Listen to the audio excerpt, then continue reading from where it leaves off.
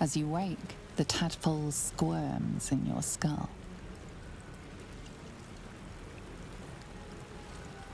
The chaos of the crash site confuses the landscape. You'll need to find a settlement or landmark, and you'll need to do it quickly. The tadpole is a death sentence, and the clock is ticking. You need a cure. Open the bloody gate! Nobody gets in! Zevlor's orders! That pack of goblins will be on us any second! What's going on? Goblins are on our tail! Open the gate, Zevlor, now! You let goblins here? Where is the druid? Please! There's no time!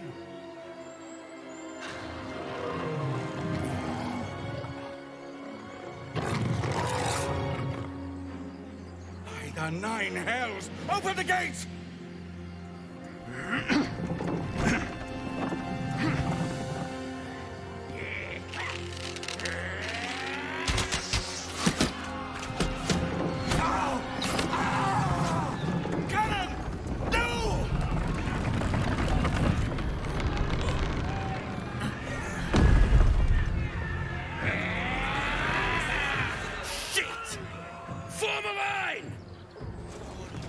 That was the last of them. Inside! All of you! More may follow! Open the gate! You ain't gonna shoot me. Your hands are shaking. Put it down. She can't fight back. That's the point. Get out of the way! She didn't kill your brother, Arca. You're better than this. Shoot before you lose your nerve, Tiefling. If you ever had it to begin with.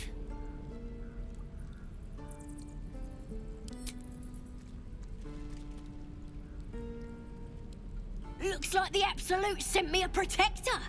You're gonna kill him too? You! Move!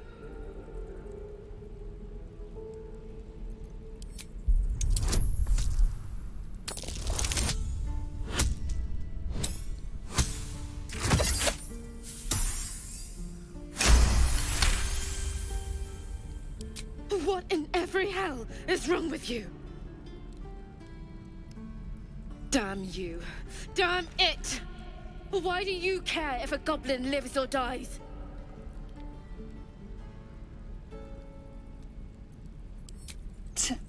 Your soft heart will be the death of us. Not sure I get that. The bars don't make her special. But fine. Whatever. It's all right, Arca. Let's go. You're a long way from home, ain't you, Underdwarf? Get me out of here, and I'll introduce you to my tribe. You'd like 'em.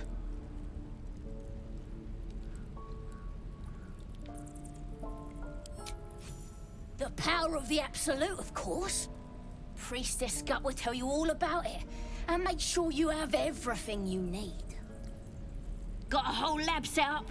Cooks up potions that fix our lads, no matter how much of a beating they take. Could probably stick your head back on if someone was to chop it off. Mighty booyog.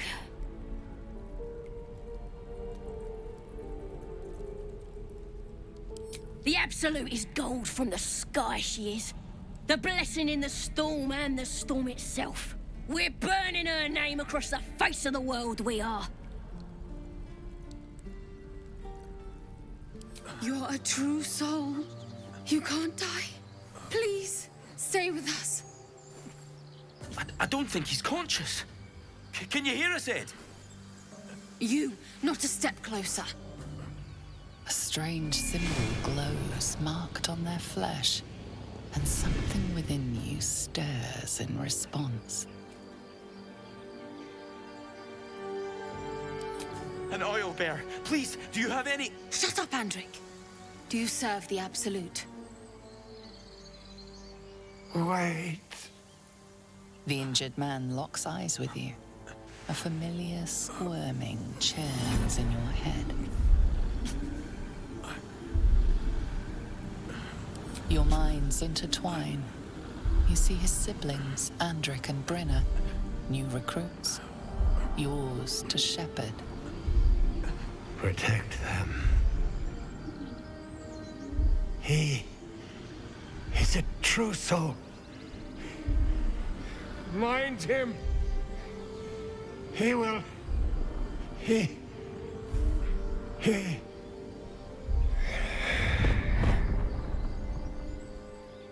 Edwin!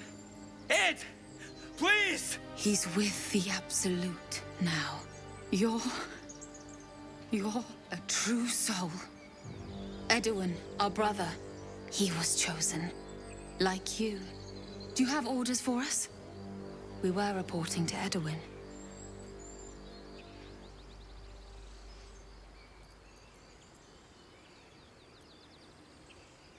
We know that all too well, sir, but the Absolute sent us here. We're looking for fugitives, survivors from that ship that crashed farther west of here.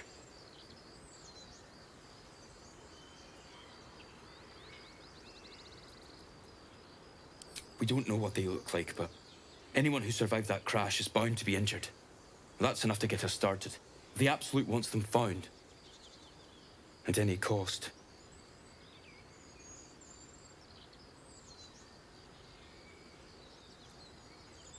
What? And just... leave Ed? I suppose he'd want us to go on. Find a way to honor his sacrifice. May the Absolute guide us. Look it, Claw! Supper's here! Only funnin'. Got word from Moonrise? As the symbol glows, power courses through you. Authority.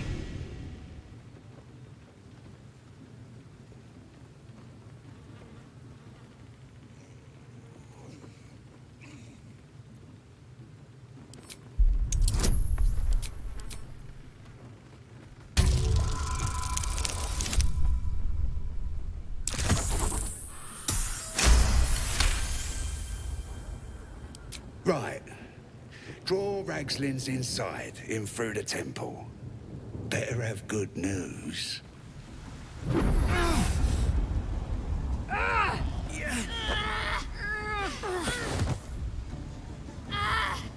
Hear my voice. Obey my command. The voice is irresistible. You recognize the overwhelming authority that you've used on others, only infinitely stronger, and turned against you. Your vision clouds, leaving you in a dark, featureless shadowscape. Nothingness in every direction. Then there are 3 figures before you. An armored male elf, exuding power and command. A handsome younger man with a quick, easy smile. And a pale young woman with even paler eyes. These are my chosen. They speak for me. Aid their search for the prism, and you will be worthy to stand beside them in my presence.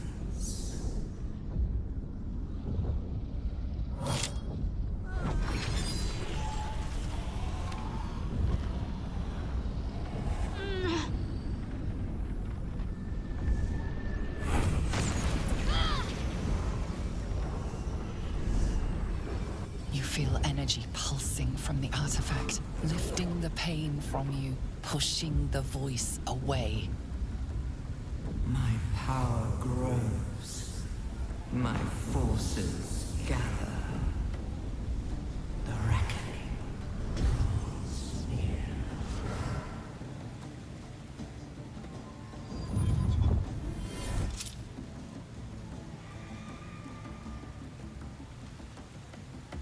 Don't give me that look. I don't know what just happened any more than you do. We should keep going. The voice is gone. Muted by this Gith relic. Why does a half-elf carry it?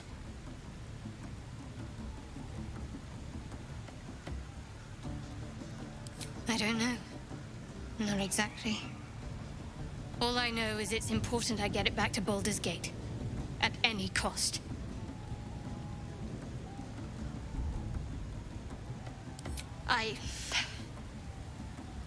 I am a servant of Shah.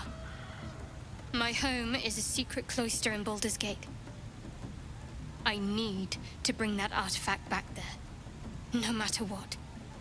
I can't tell you anymore. This mission required utmost secrecy. We all submitted to having our memories suppressed so that we couldn't betray Shah's confidence.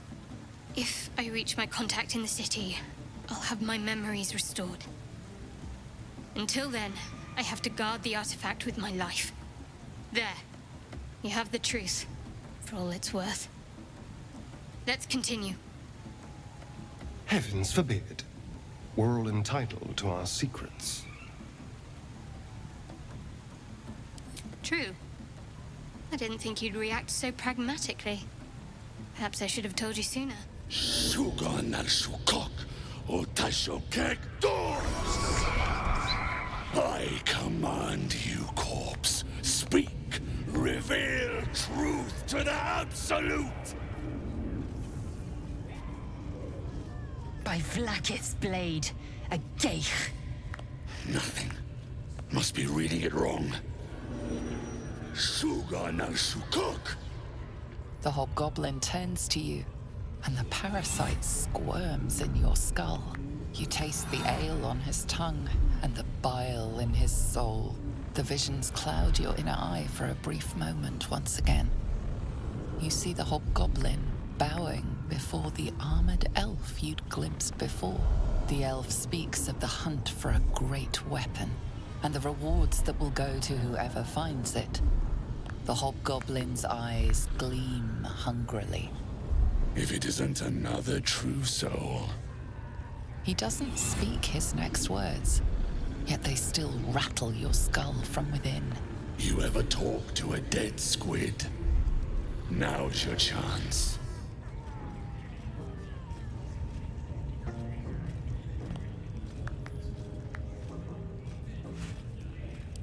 No time like the present. Absolute says the dead squiddy had a weapon. I reckon the killer nabbed it and scooted off to that looter camp. We find who killed it, and we find who took that weapon. So settle in. You feel Shadowheart's anxiety. The weapon the Absolute seeks. It's the artifact that she carries. The same one that protected you as you entered the goblin camp. Her mind focuses. Their suspicion cannot be aroused. They cannot discover that the weapon they seek is within their grasp.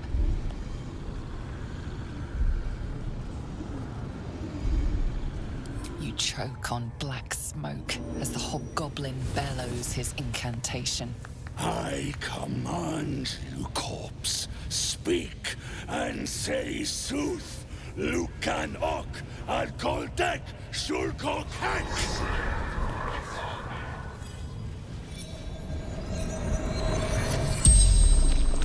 The hideous corpse rises, tentacles writhing. Your heart seizes. Under questioning, the creature might recognize you as its killer.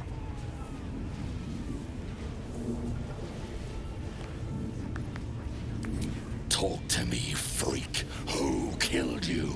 The creature responds, not in words, but memories.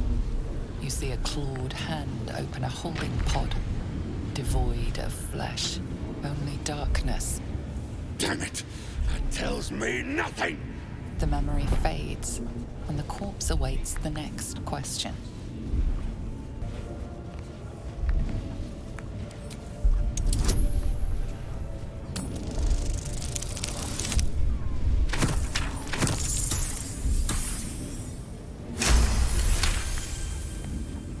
Ragslin's thoughts roil, then still. Your words will be his. You navigate carefully. With Ragslin's voice, you ask,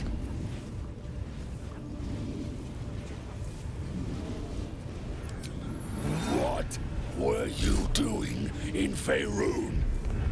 Again, visions flow through you. A swarm of Githyanki dragon riders, silver blades held high, control panels melting, flesh pods spilled open. Get on the hunt. They know something. Suspicion floods Ragslin's mind. Your brain howls as you force a final query into his throat.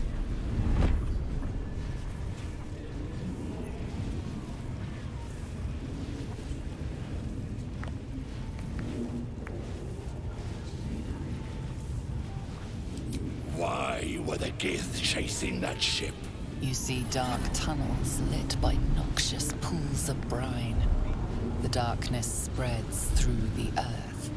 The sky splits open and nautiloids pour out of a void that consumes the stars. What in the... The corpse collapses, silent once more. No, no! I'm not done! Riddles, all of it. And nothing to show for the trouble but rotting squid meat. No answers, no killer, and no damned weapon. That damned Drow was right. Can't let her get all of that glory. Seems I ain't done with you. Report to the Drow. Minthara's the name. She's mounting an attack on that blasted grove. Tell her you'll join her. Praise the Absolute. Your scouting party has not returned, and half of the intruders escaped your guards. Sorry, mistress. We mucked up. Until their sanctuary is found, I will take something precious from you every hour that passes. A trinket, a tongue, a limb. I ain't no use without my limbs. The lad'll make the prisoner squeal soon enough, I swear. Silence now, creature, or I will silence you forever.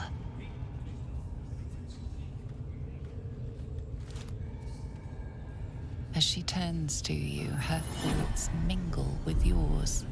A cold hand caressing your brain. The chamber melts away to reveal a dark, endless nowhere. In it, you see a vision. The Drow listens as a pale-eyed young woman whispers in her ear. One of those the voice spoke of. One of the chosen. The vision fades away. A true soul? Praise be. Are you here to join my hunt?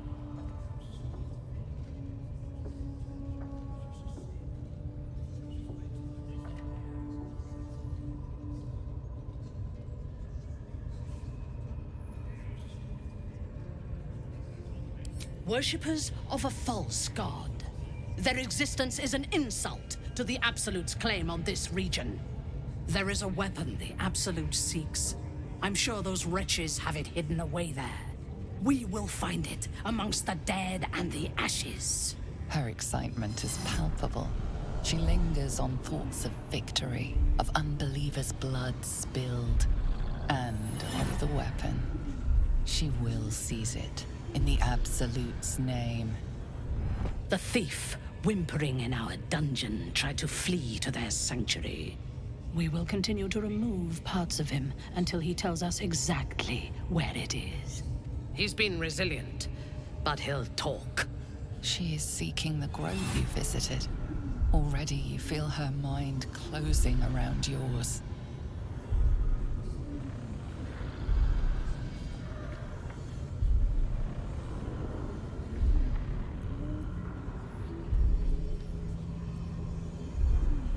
Speak, true soul. The hunt must begin soon.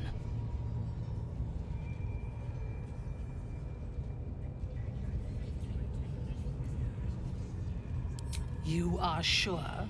And how did you find it?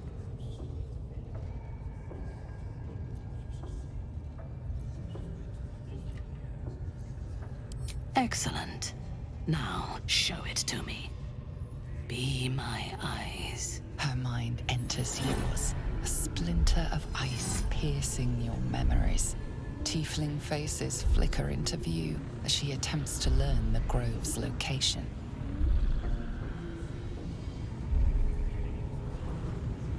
She sees the entrance to the grove as the adventurers retreat inside, joining the tieflings, and then smiles serenely as blood and shadows spread like stains across your memory, erasing all that lived there. The cowards found refuge among the desperate. Perfect. If the inhabitants do not realize you are the knife at their throats, we can use that against them. Go to their refuge and make your way inside. As a friend.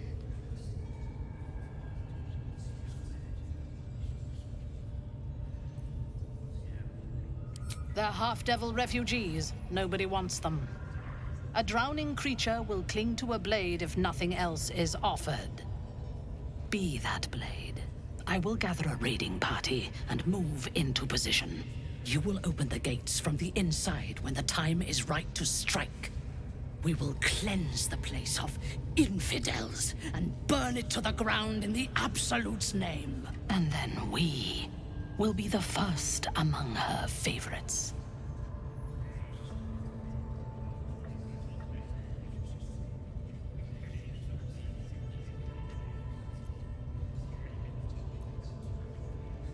I do not intend to lead a suicidal charge. The goblins are expendable. I am not. The Absolute brought you here for a reason. To throw open those gates so we can crush our enemies.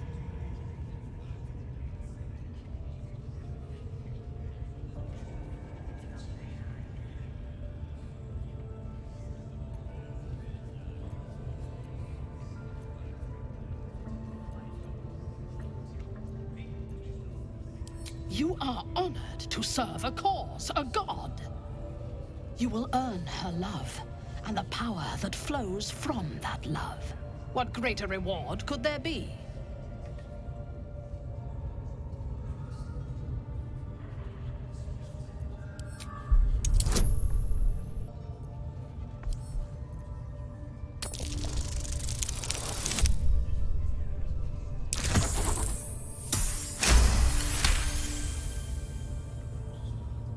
Fine.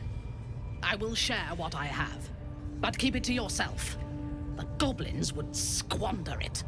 I will gather my warband and reach the grove by next light. You must make your way inside. Once I am in position, on your signal, we break them. And when they are dead, the Absolute will reward your faith. As will I.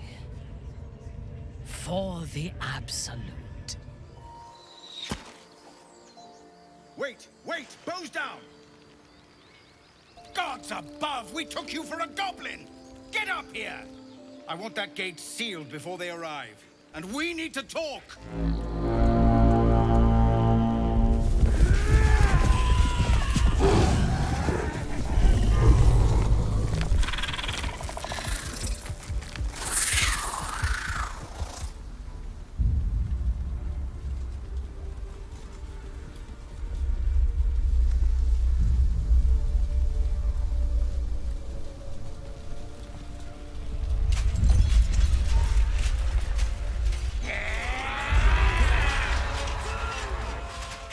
This is it.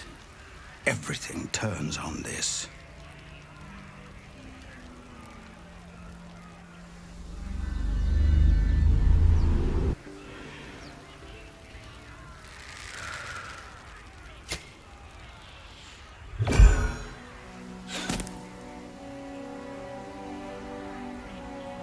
Get that damn gate closed! I know that you are all afraid. But I also know that you have been fighting your whole lives. We have never been handed the easy choices or the gentle paths. And this is no different. These creatures would take our lives, our children, our future, and we must resist! A splinter of ice works its way into your mind. A pretty speech. It almost brings a tear to my eye. Now slit his throat and open that gate. The Absolute wants all of them dead.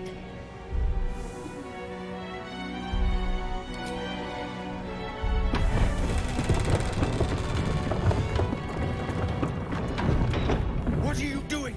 They'll kill us all! Hells, you're with them, aren't you?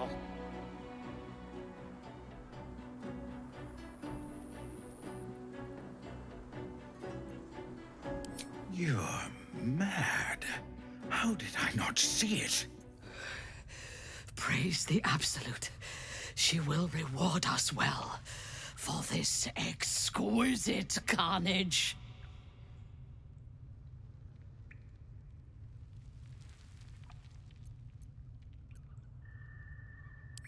Look at me. You see the slaughter of the tieflings again, but through her eyes. The delight of blood, the symphony of screams. Glorious. The Absolute loves you, true soul. And serving her, as you have, is the path to true power. There is a bond between us, true soul. I can see what you are, what you want. And you can see what I want. Through her eyes you see yourself. Skin glistening with sweat, hands bound. Ecstasy or terror. Maybe both.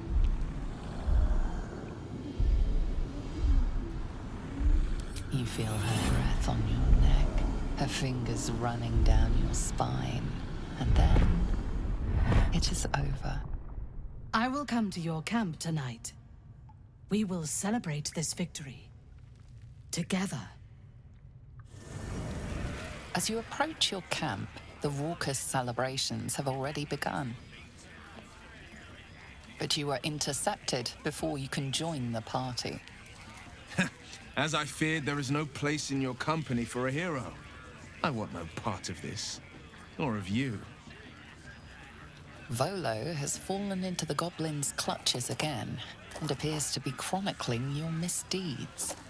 The goblins praise the Absolute, but their celebrations also honor their leaders, Minthara and you.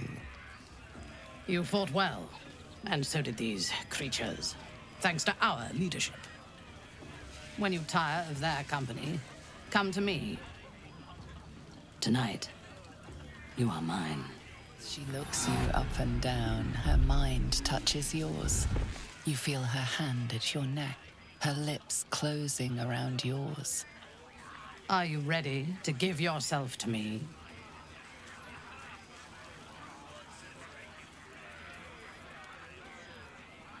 Good. I will join you when you go to your bed. You are mine. Buzz of celebration quiets to a soothing hum as you approach your bunk. Though you seek repose, you needn't spend the night alone. There is one who yearns for you in the dark. Who will you seek? Your heart skips a beat. What treasures might this night bestow?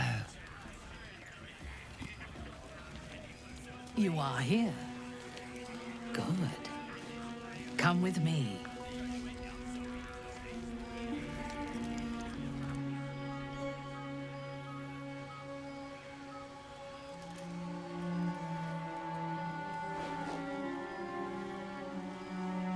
Now, lie down.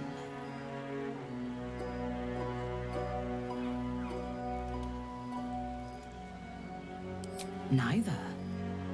It is an instruction. Now, silence. Lie down.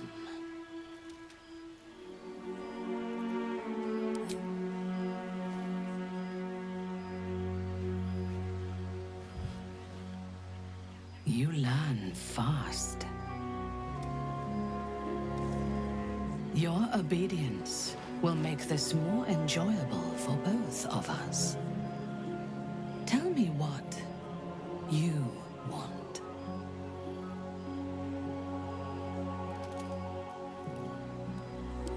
and you shall have me.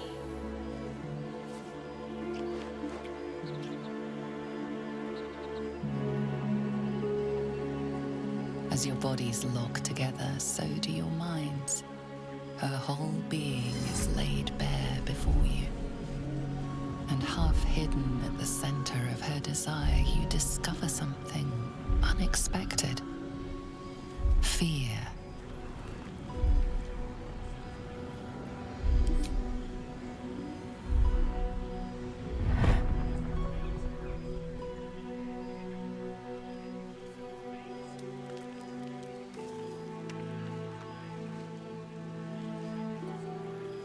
I would have you by my side in Menzoberranzan when our work on the surface is done.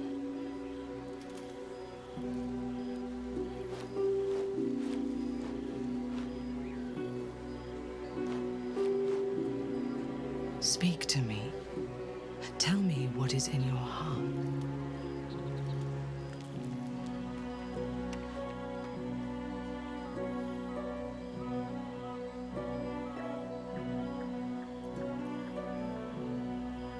I could say the same of you. There is something about you that disturbs me. The moment we were alone together, something changed. I felt it, and you must have felt it too. The Absolute fell silent. How is that possible?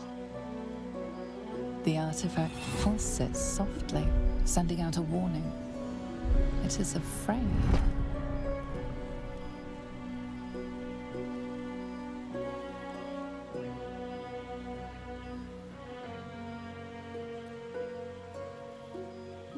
This is blasphemy.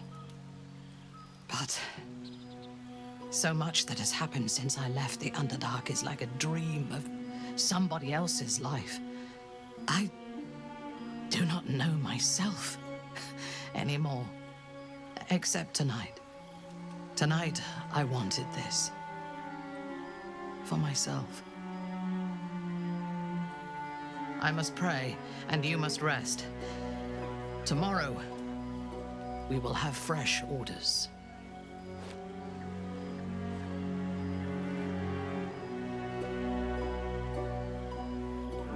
In your dream, you stand over yourself as you sleep. A knife in your hand. Murder in your heart. You are ready to strike, to end your own life. But then a shock runs through your mind. This is no dream.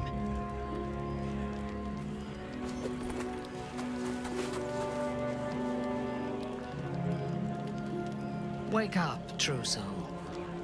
We must talk. I watched over you as you slept, peaceful and silent. And I spoke to our god. I asked her why she had chosen you, made you one of her faithful, when you are so clearly broken. Beautiful, but broken.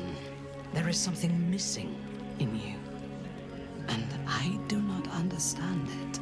When the Absolute failed to answer me, I feared that you had somehow infected me with that same absence. And so I decided that you must die. But then, a miracle happened. As I took out my blade, her voice returned to me, and she told me what I must do to purge myself of doubt. She told me to decide your fate, to determine if you are worthy. If you are, I am to send you into her embrace, at the seat of her power.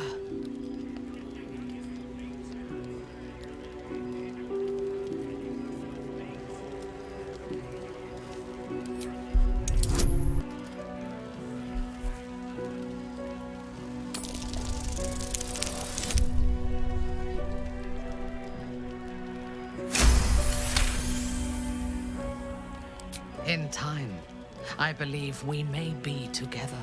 Travel to Moonrise. We will meet again there, at the heart of the Absolute's power.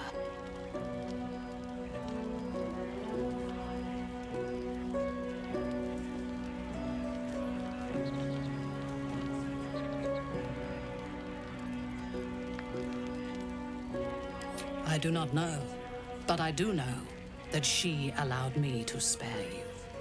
When you meet her at Moonrise, she will show you her design and your part in it. She will test you. If you fail, you will break. If your faith is strong, you will become something even more beautiful.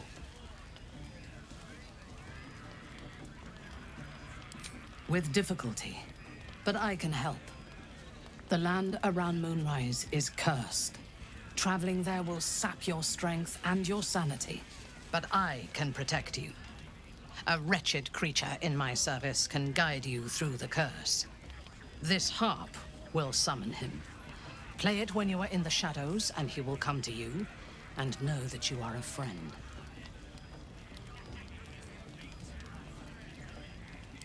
He was a drow once.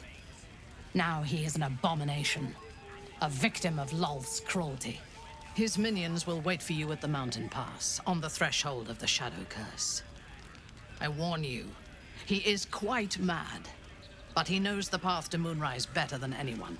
Go to him when you are ready. I will lead what remains of my forces to Moonrise ahead of you. When we next meet, we will be together in the Absolute's presence, and she will make us her champions.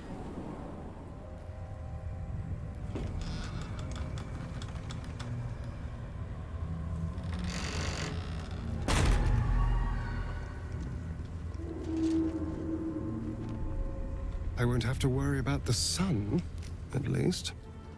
The voice of the Absolute is strong here, and getting stronger.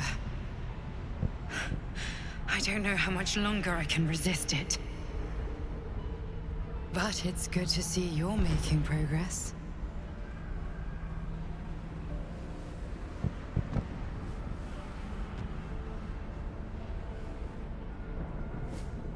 It's a good thing you decided to infiltrate the cultists rather than fight them.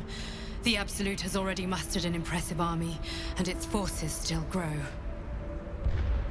Does what happened in the Grove bother you?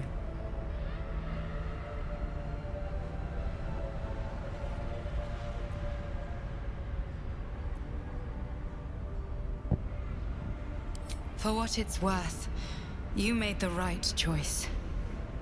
If we don't accomplish our goals, none of this matters.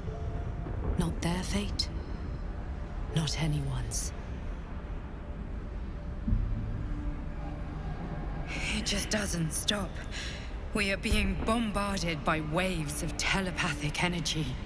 Wave after wave with hardly a breath between them.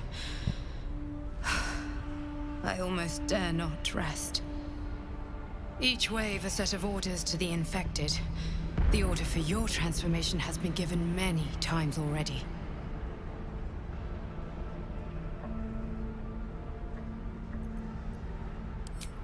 Of course not. I just hope my powers last long enough to see this through. In any case, the Absolute knows you carry me with you now. It wants to retrieve me.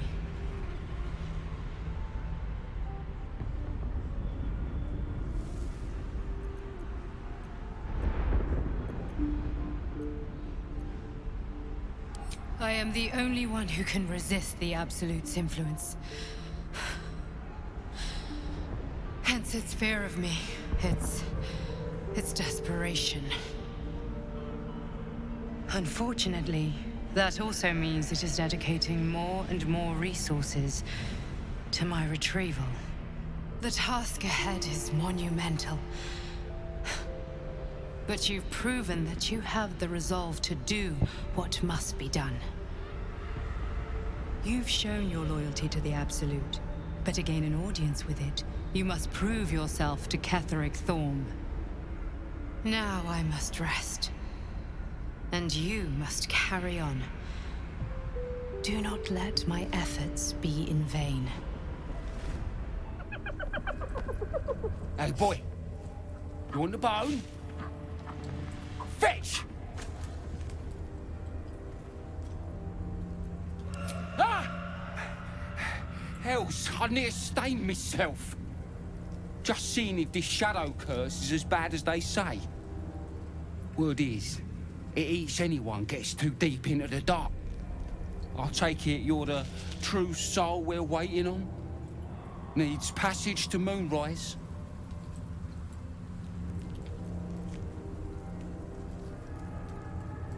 Right you are. Go through and talk to Kansif. He's been waiting.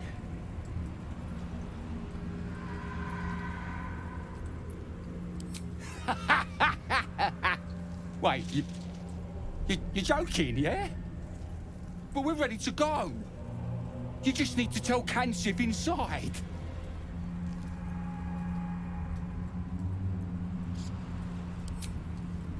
So you want me to... I mean, I'll just go and,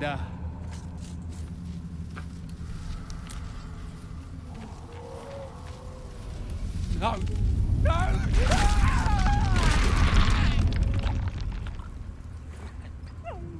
True soul.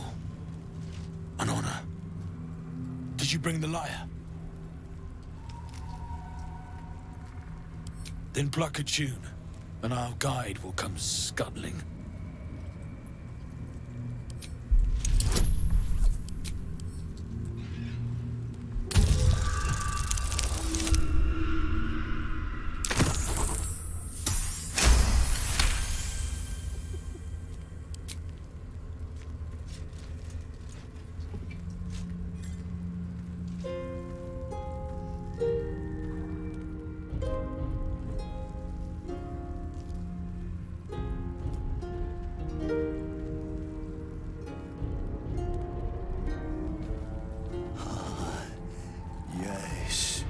I hear them, Your Majesty, calling us, their god and their guide, together. Someone pinch me, please. I'd really love to wake up from this nightmare. Greetings, in the Absolute's name. You have been charged with guiding us. New flesh for you, my queen.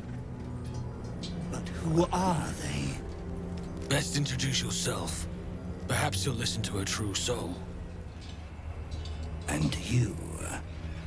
What are you? More faithful of the Absolute. They need a guide to the tower, same as us. Your minds connect, and you hear a whispered voice. The Absolute. Or just the echoes of his fractured mind reverberating in the dark.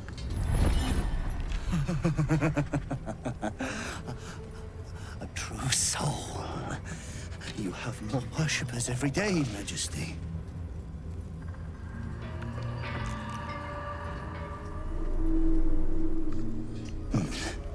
Yes. Yes. They'll do nicely.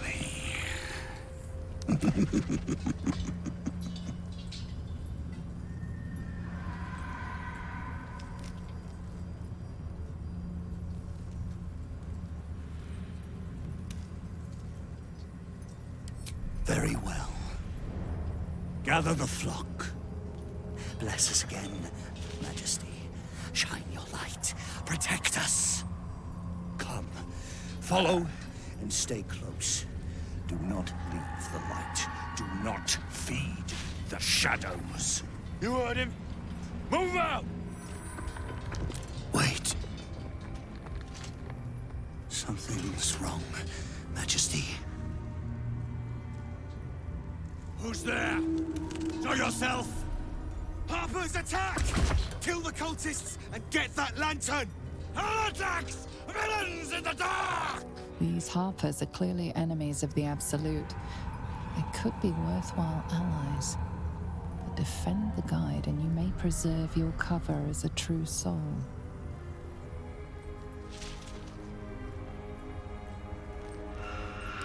What are they doing?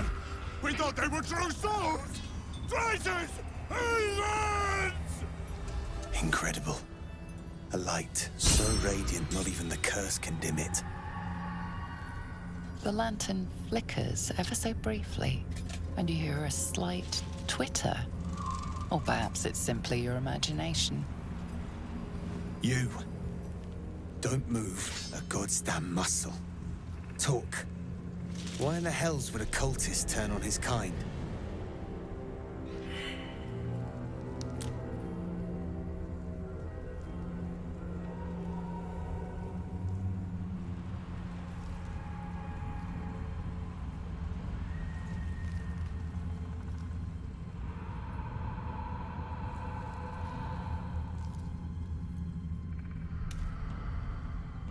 Cultist apostate.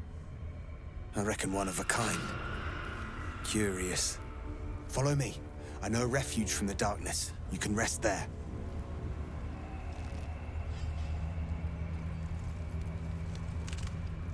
Let the lantern's light be your guide. I'll mark your map, should you lose the way. You there! Step forward and keep your hands off your weapons. Easy. He's with me. Come.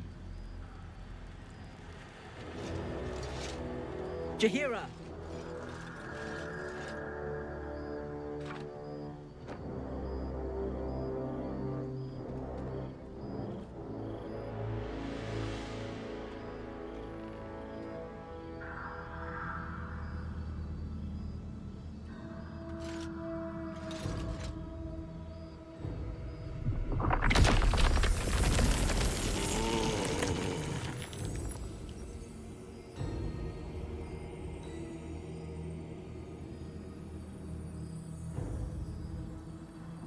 Nervous?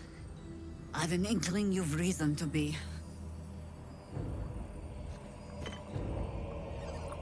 This is why we're here, you see. It is a curious creature that hides all manner of secrets.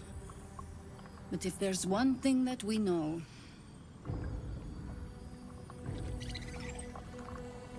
it's that it knows its own kind.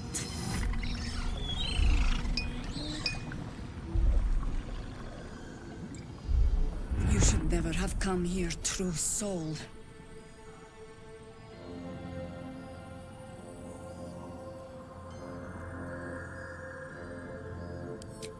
Stop! Hold on, Jahira. I think I know this one. His eyes meet yours. There's no recognition there, just a sick intensity as his voice reverberates in your mind. If you want to survive this, then trust me. One true soul to another. He's infected. Aye. But he's not with the cultists. Helped me fight them off a while back, in fact. Is this true?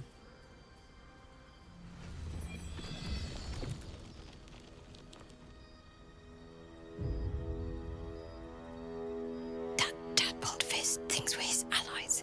No need to correct him just yet, if he can help us.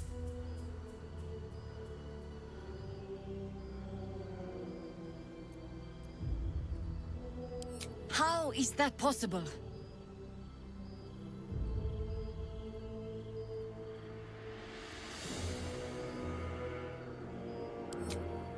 Enlighten me. Now.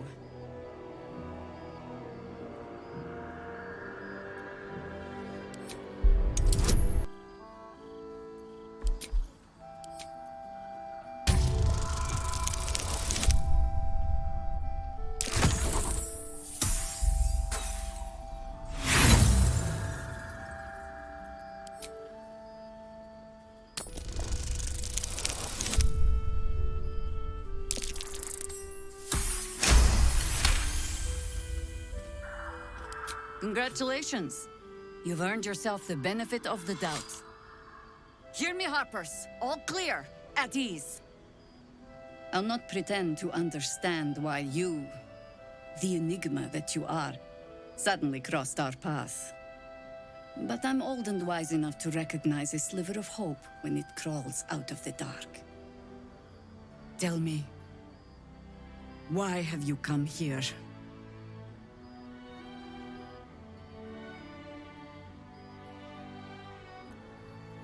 You're just in time for happy hour. There's food in the inn over there. Beds too if you require rest. Aloe oil in the cupboard, in case the vines gave you a rash. Settle in. Then come join me for a drink. You may just be the godsend we've been praying for. Please, be welcome. Have a drink. To your very good health.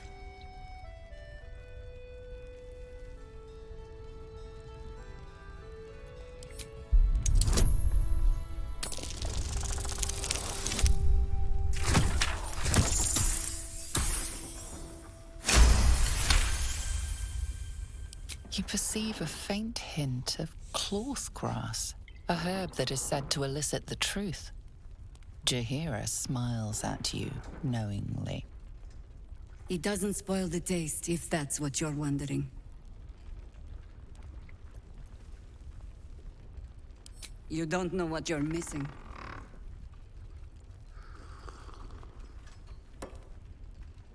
Well over a century old, and yet it hasn't lost a hint of flavor. Still not quite so sure about you, though. People tend to lose more than just flavor when illithids get their hands on them. I speak from experience. There's an air about you. Something alien. Answer me true and do not lie. The parasite is changing you, isn't it?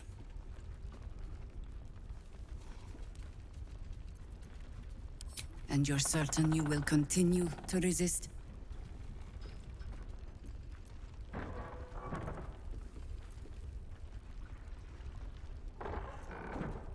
Good.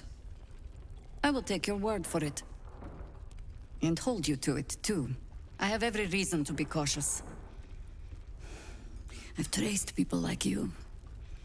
People with parasites in their brains. All the way here from Baldur's Gate. The cult of the Absolute is spreading through the city. Quietly, quickly, and with unsettling deliberation. We tracked them to this ancient village, only to be faced with a man we killed and buried over a century ago.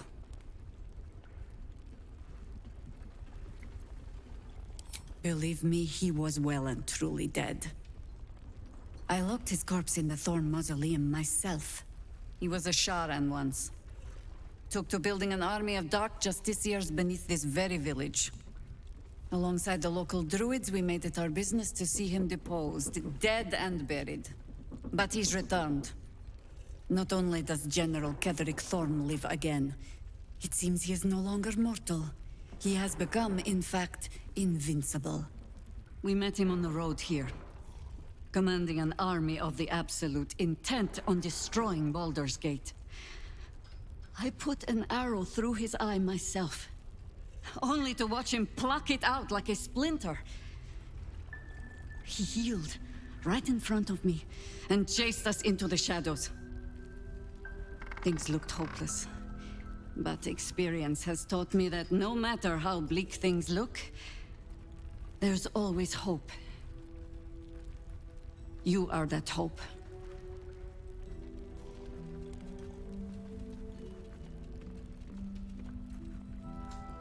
The same way he dealt with my arrow in his eye, I suspect. Much as I share your desire for a simple life, we must try another way. Protected by your artifact, you can infiltrate his forces at Moonrise Towers, posing as a true soul. Find out what it is that makes him invincible, so we can strip him of his advantage. Once Ketherick is without his shield, the sword, together, we assault his tower and put a final end to this blight.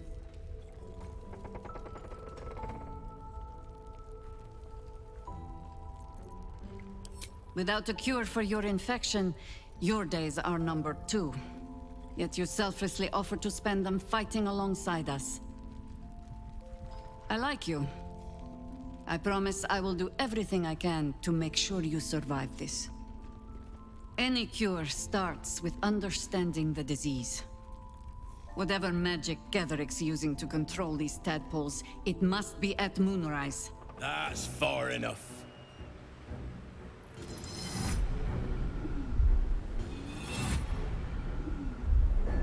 His thoughts invade your own, probing for purchase.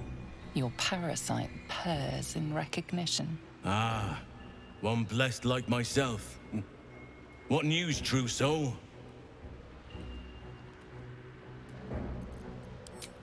Did you know? You'll find her inside, although she may not be disposed to welcome you. You'll find Z'rell in the audience chamber, true soul. She'll be wanting to hear from you. Well then, let's not keep her waiting. I will not be slandered! General, you saw my reports. You know it's not my fault. The facts suggest otherwise. You were ordered to retrieve the artifact. You failed to do so. If I had been given drow warriors instead of goblin trash! Oi! What? You scrag! Enough! A blast of mental energy washes over you, filling the room. Your tadpole squirms, urging you to obey. Let me make sure I understand this. You're claiming that General Thorm gave you the wrong soldiers? Yes. No! You blame the Absolute's Chosen for your failure? Of course it is not the General's fault. Whose then?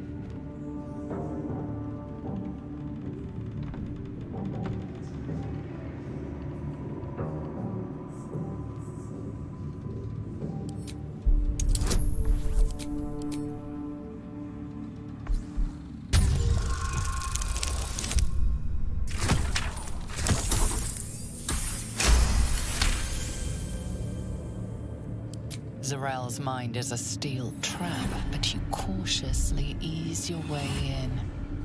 You just need to shift her focus a little. I'm being unkind. Anyone might have struggled with such imperfect tools. Goblins are prone to failure. Yes. It's the goblins' fault. They failed you, General. Not me. General? Take Minthara below. Someone will have to consider her fate. No! Please! Mercy! Please! Bye-bye, Princess. And the goblins, General? You, true soul. You have seen what these creatures are capable of, and you have seen their inadequacies. Isn't that so? What is your judgment? You know I'm loyal! Tell him! Enough! True soul, tell the General how the goblins served our cause.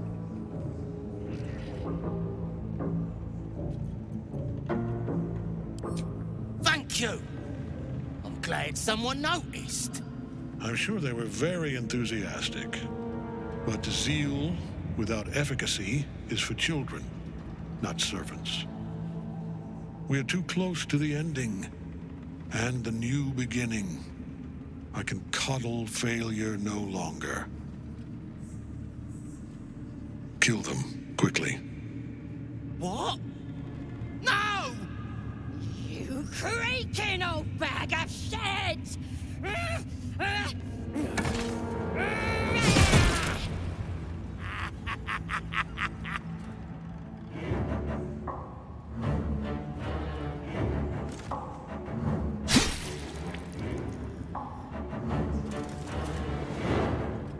I'm so sorry, my lord. She's an unbeliever outside my control.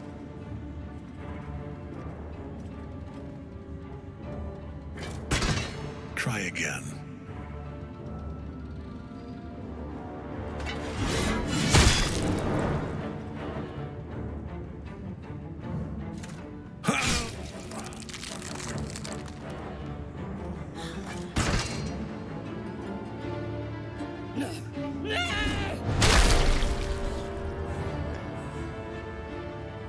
Dispose of the rest as you see fit.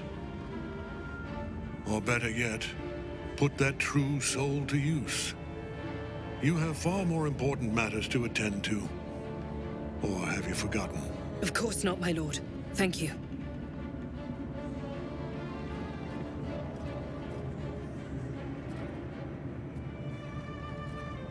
You heard the General. The goblins are yours. Deal with them however you wish.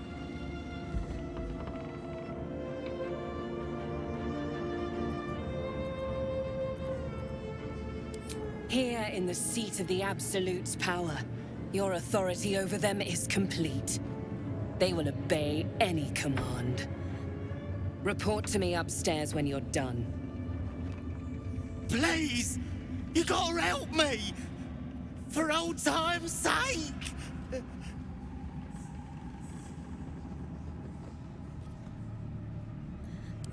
Oh, crap! You're gonna enjoy this, ain't ya? Thorn's prayers and preparations must not be disturbed. The rooftop is off limits to everyone. Even you, Disciples Rel? Everyone. Keep watch and ensure that nobody passes. Excellent timing, true soul. The goblins. Tell me how they suffered. No, better yet, show me. Her mind enters yours abruptly, flickering across your memories in a blaze of excitement. Tongues of psychic flame lap at the memory of the goblins dying by your hand. I see you like to handle underlings physically. So do I.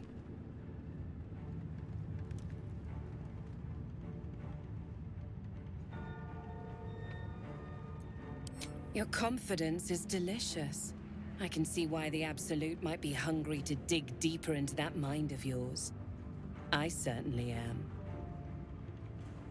She parts the folds of your mind again, touching your wants and hopes, tasting them. Every emotion soaks into her mind's palate. But there is purpose to her exploration. She is searching for proof of your faith.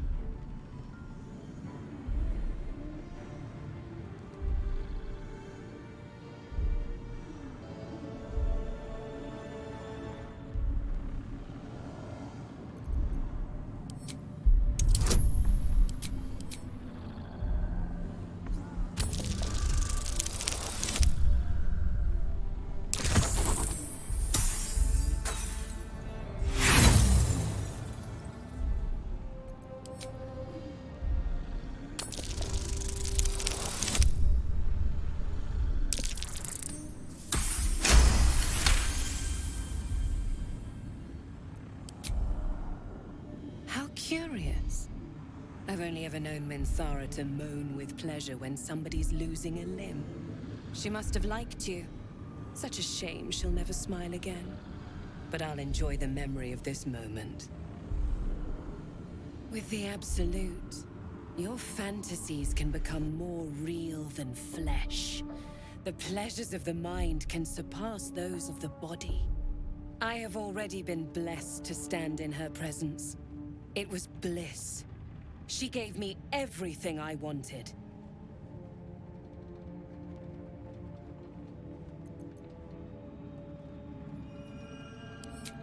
Why not? What's the point in power if you don't get to have a little fun every now and again? She gave me the power to cut the thread of life with a thought.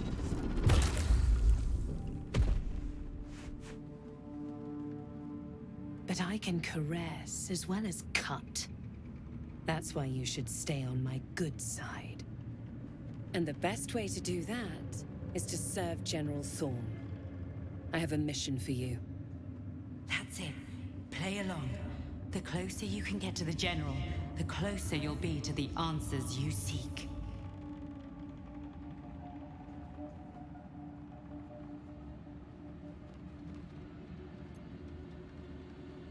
Indeed. The Absolute's love for him has made him more than mortal. He is unstoppable.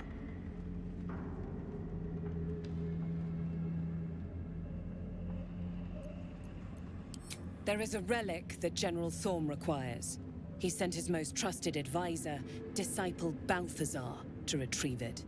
The relic is beneath the Thorm family mausoleum. That is where you will find Balthazar.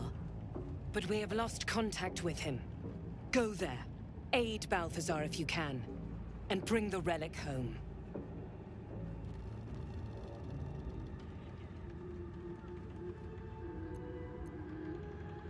It is something that General Thorm desires, and that he has ordered us to retrieve.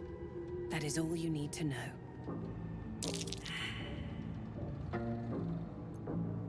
And I accompanied him. It was destroyed shortly after he left Moonrise. Hardly a surprise. We're protected here, but outside the shadows are hungry.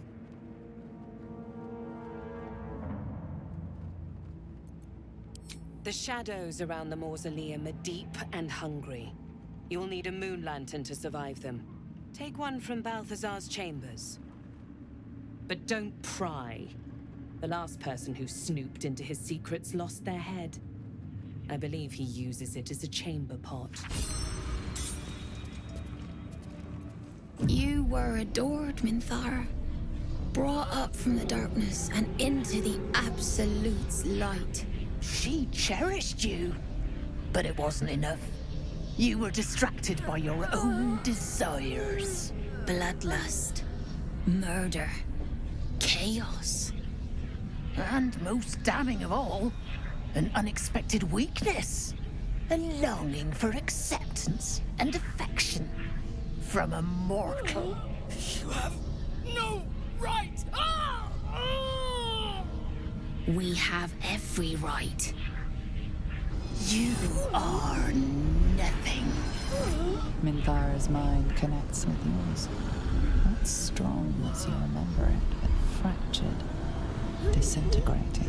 Come to observe, true soul. She is a lesson. None can rise so high that they cannot fall again.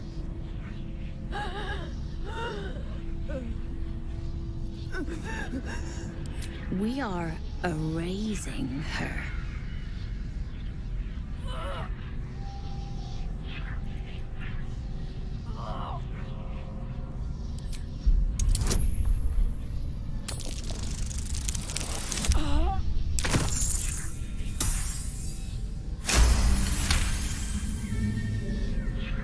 No, this is our duty. Peace, sister. Let us observe the true soul's methods. Perhaps we can learn from them. Her mind is yours. Break it.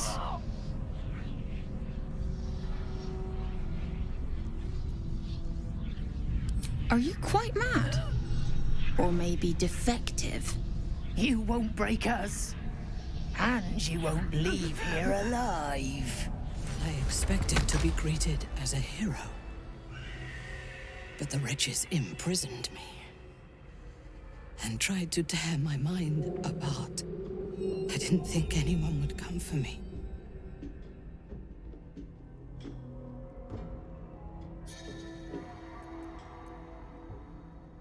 Erasing my thoughts and my will. Even I could not have endured for much longer. Agreed. I last left Moonrise as a commander in the Absolute's army, obeying the voice of a god. I thought I had found a home and a purpose. Now I leave as an exile. But you risked your life to rescue me. For that, I am grateful. The artifact connects with her, pulling your minds together and showing her all that you have seen.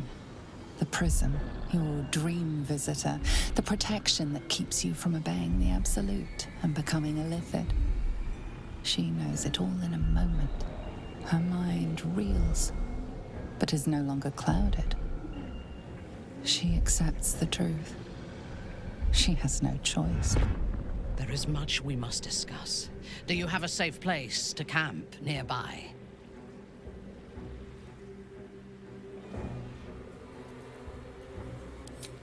Goodbye for now. I will see you soon. It does not compare with the comforts of home, but your camp is almost palatial in comparison to my previous accommodation. Thank you for allowing me to come here, and for bringing me back to myself. Each memory that returns to me is more disturbing than the last. The things that I did in the name of the Absolute. The things that were done to me. They broke my mind.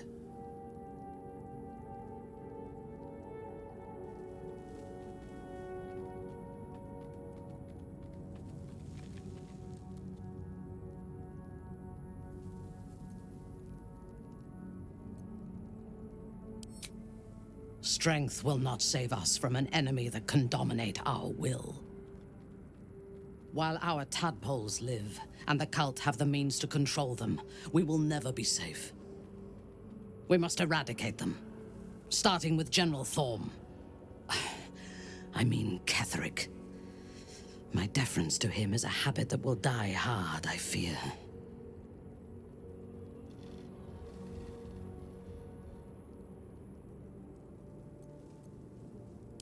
Not only this battle, but all that come after.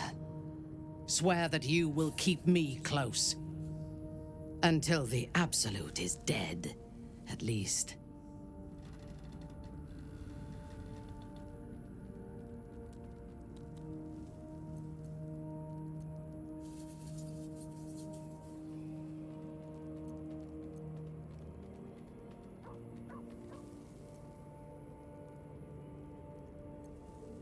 Thank you. I knew you were different to other true souls when we lay together. Now I know it was the prism that silenced the Absolute in those moments, not you. But it was not the prism that held me and touched my mind and body. That was you.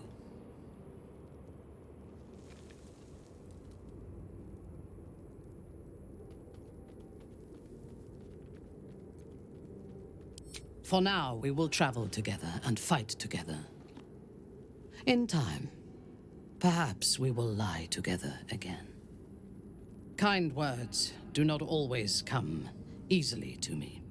Her entire being joins with you for a moment, and you see all that she is. Dangerous, cunning, wounded, brutal, paranoid, and utterly loyal to those she trusts. And you have earned that trust, along with a small measure of her affection. It is a rare thing, well hidden in the cold fortress of her mind. And it is precious. Together, we can have our vengeance on those who infected us. Rest well, and keep your wits about you.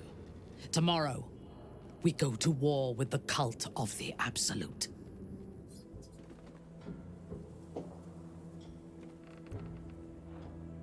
I was the Absolute's dagger. I remember every throat that it held me to, and every drop of blood it forced me to spill. I take no responsibility for the lives I took. I did nothing in the Absolute's name. I was merely a weapon that it wielded.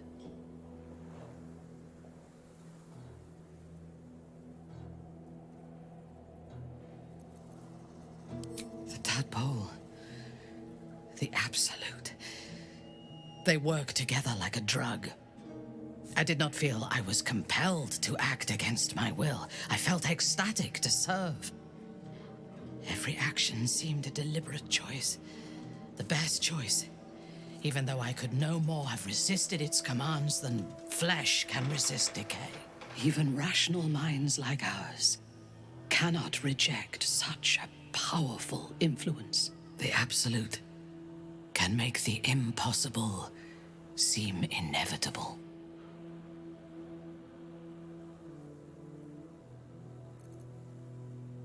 I fought at his side once, shortly after my conversion. Before the battle, he was everything a general should be. A charismatic leader with a brilliant strategic mind. And when the fighting began, he led his troops from the front and cut through the enemy like a scythe through stalks. Blows and arrows rained down on him, and before long, his face was a mask of blood. But he did not fall. He did not even falter. When we won the day, Ketheric's armor was bent and shattered, but his flesh was unmarked.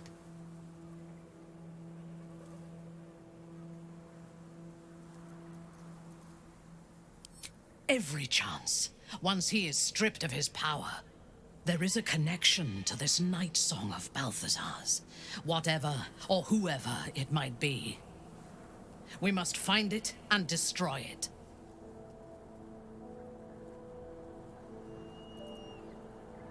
I took up my oath long ago, when I swore bloody vengeance against any who defied Lolth. Now, I myself have sinned against the Spider Queen. Though my faith is shattered, my oath endures. I am sworn to destroy all those who serve the Absolute.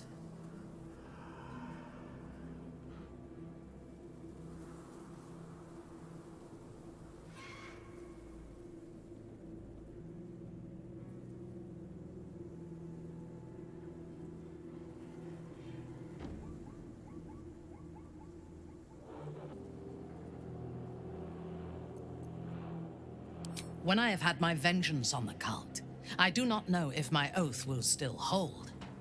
I do know that when I take the Absolute's power, I will not lose control of it as our enemies have. I will harness it to create a more perfect world. Any who object to the laws of that world will have no place in it, of course, and I will gladly eradicate them.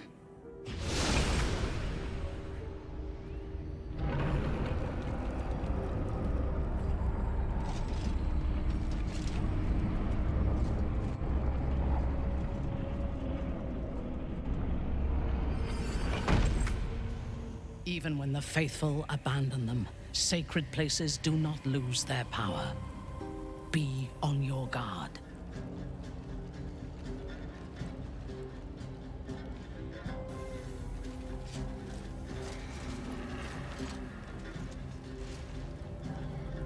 You do not belong here. Your mind upends. Somehow, in the decayed soup of this creature's brain, a tadpole lives. Another presence nurtures it, manipulates it like a puppet. No, you do not belong. This is the Dark Lady's house. She is no use for old, faithless bones. You plunder. You meddle. You upset my plans. Leave.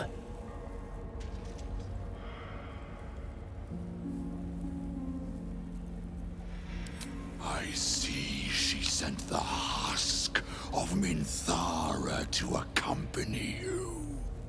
Z'rell lacks imagination. Z'rell lacks faith. Z'rell lacks in many ways, but I do not. Leave before... Huh? Stupid worm-infested cockhead! You have awoken the shadows! My forces are split.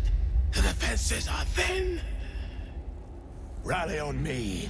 A wall of bone and blade against the darkness. Now! Your party is gathered. You are ready. Or so you hope.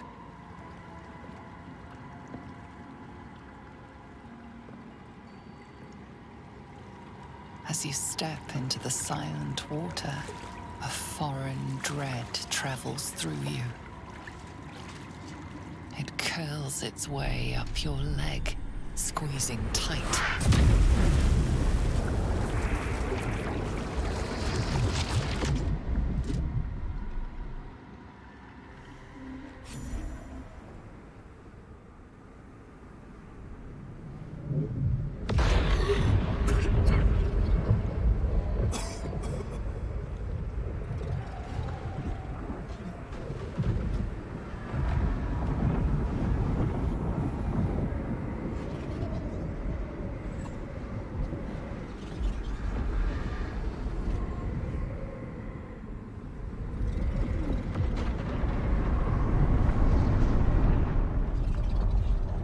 You cleared the way for me, true soul.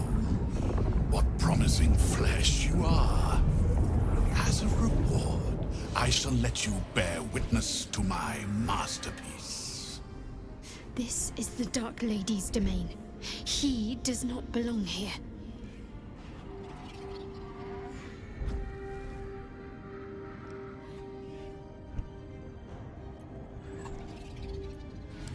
Raise one finger to me, and I'd sunder you like lightning would a rotten oak. Now, Enough dullard questions. Follow me.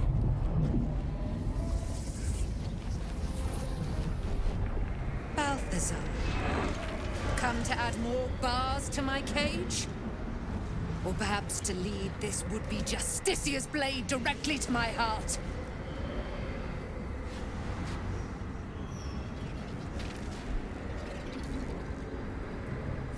I invite you. Heap more sins upon your head. My retribution will be all the sweeter for them. All this time, and you still fail to appreciate the gifts I bestowed on you, Aelin. Sad to see a thing of beauty not recognize its own worth. But General Thorm, he appreciates you, and he wants you close at hand. So, I am here to whisk you back to him. Ketheric. I welcome the sight of him after these 100 years. He whose immortality I supply with my very soul. General Thorm. I'm sure you'll be on your best behavior for him, but just in case, I've taken some precautions. Keep back. It will take quite some concentration to secure Aelin for her little journey. The Night Song is Shah's sacrifice. She's my destiny. He cannot have her. I stand with you, Shadowheart. Slay the Night Song, and take your place as a Dark Justicia.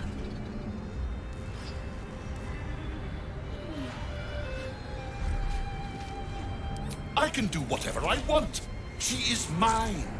An Asimar bound to a soul cage of my creation, lending her immortal strength to General Thorm. Her power, his will, and my genius. An unsurpassable feat. Ramblings most unsane. Poor Balthazar. The maggots ate his brain long ago. Hold your tongue, Aelin, or I'll take it away from you again. And you, no more questions. No more interference.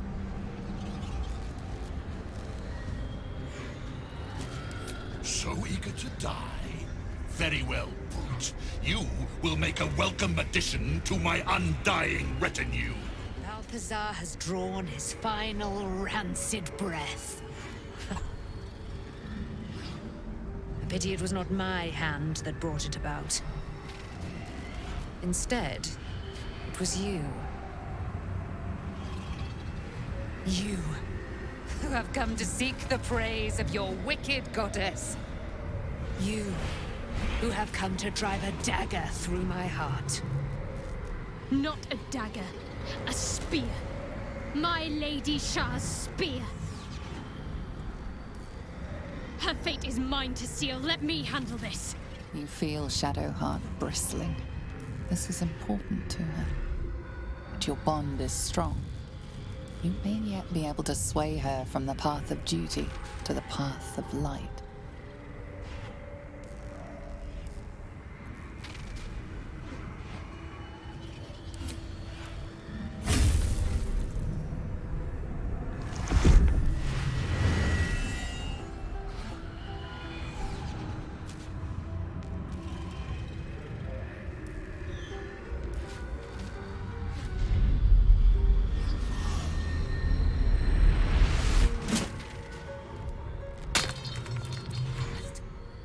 Lay a hand on me in friendship, not quite Sharon. And I will fight the battle that has been waiting for me this last century. Then, oh then, we will have much to discuss.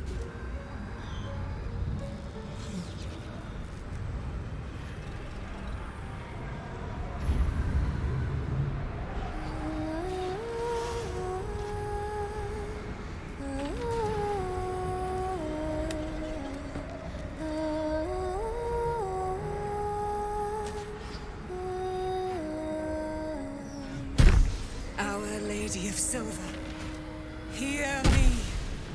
She who guides the Moon Maiden Selûne, mother of the so-called Night Song. The Night Song is no more!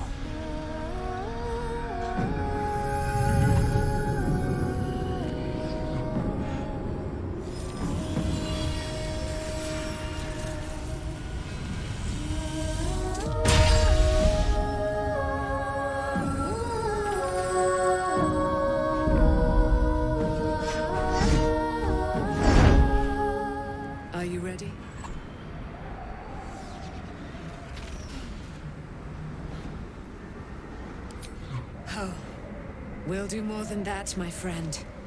We're going to kill Ketheric Thorn.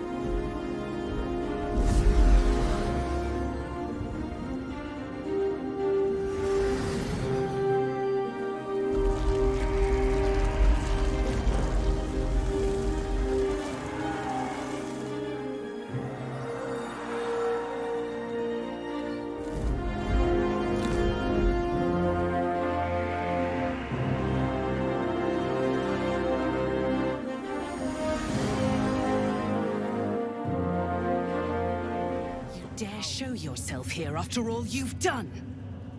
You have betrayed me. You have betrayed General Thorm. You have betrayed our god!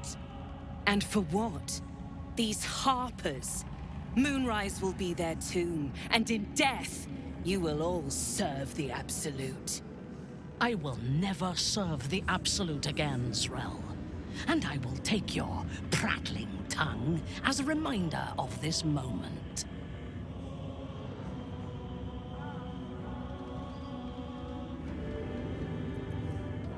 Where's the fun in that? Boys, make this traitor bleed.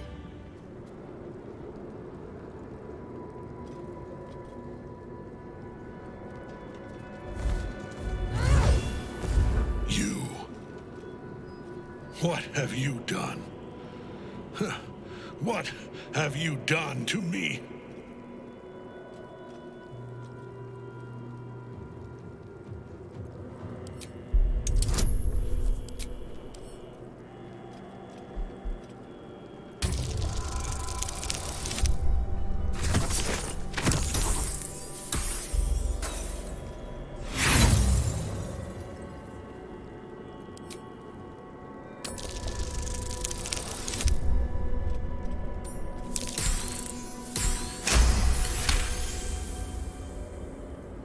There is no redemption, can't you see? It is too late. If Melodia could see all I've done, she'd know. She'd know her husband died long ago with Isabel. Unlike Isabel, he could not be brought back.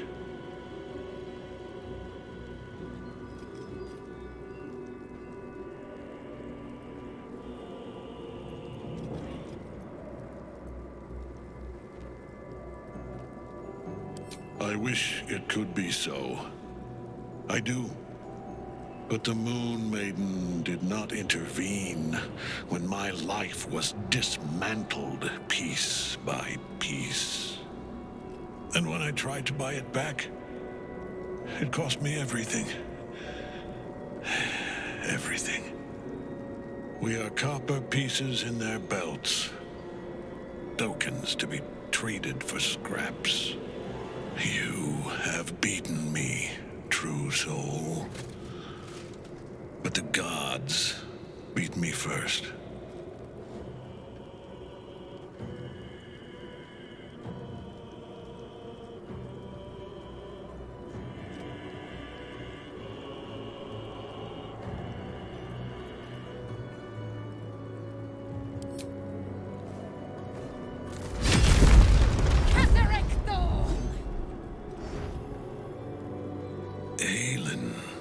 Rise, you dog! Retribution has come, and her sword is my sword.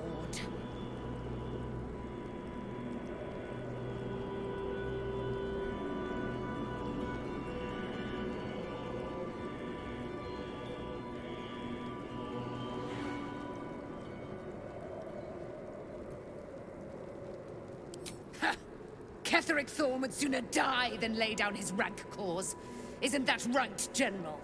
I was a fool to hesitate. Power like mine cannot be hidden, cannot be cowed. But power like mine has a price. A price I am destined to pay. You have one last chance to bow. Once it's gone, I'll have no choice but to destroy you both. Do you hear? Bow!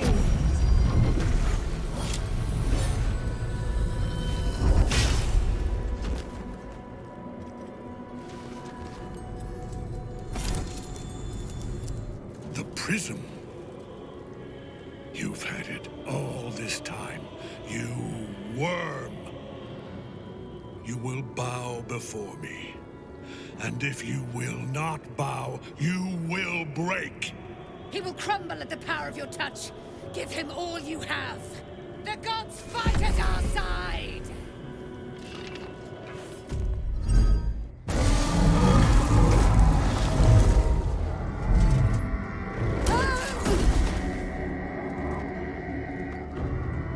You will fall as sure as she. This has only begun.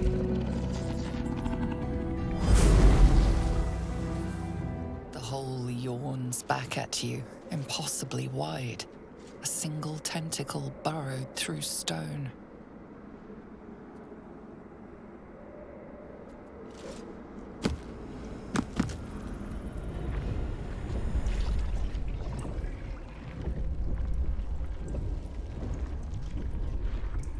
This is an Illithid colony. This must be where they harvest the tadpoles. We're close to the source of the infections. My memories of this place are grim. The reality is worse.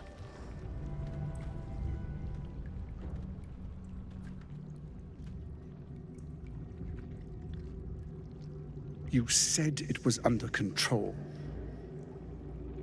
It isn't you I answer to, Gortash. Oh, the general voice. Is this where we salute? Salute, yes. With cleavers through his blood-starved flesh. How it crawls with failure, like flies on lick-wet carrion. You forget yourself, Orin. I have played my part. You've built an army for our masters, true enough. But what of the astral prism? A rogue true soul flaunting it under your nose all this time, and you ran from him. Sure that they would follow and deliver it into my hands here. If you would cease these distractions. The distractions have been yours, Ketherick. Perhaps we never should have dug your daughter up. So you haven't lost your edge. But you're still not as sharp as Orin, I wager. The Slayer against the Undying One. That'd be fun to see. His crypt breath sings to my sinews. Again, again, again, again, again. But he must lead the murder march to Baldur's grave. If the weapon is truly in your grasp, Ketherick, might I suggest closing your fist? Orin and I can wait for you no longer. The plan proceeds. We're going to the city, and we expect you to follow. Army and the weapon in tow.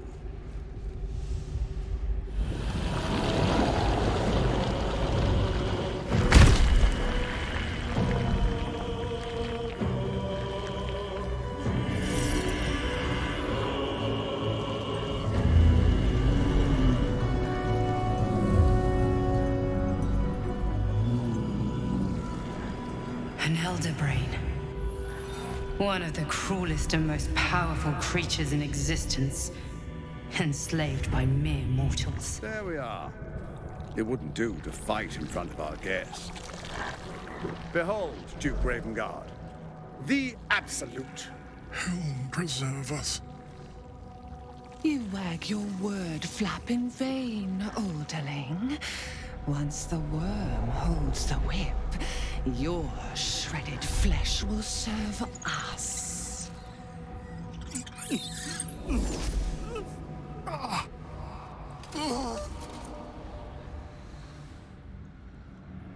Now, it's really time we were going. We will empty this place and begin the march. You may catch up with the army once you've retrieved the weapon. And Ketheric, do try not to sulk. You're supposed to be the fearsome general come to conquer the city. And I am the hero who will save it.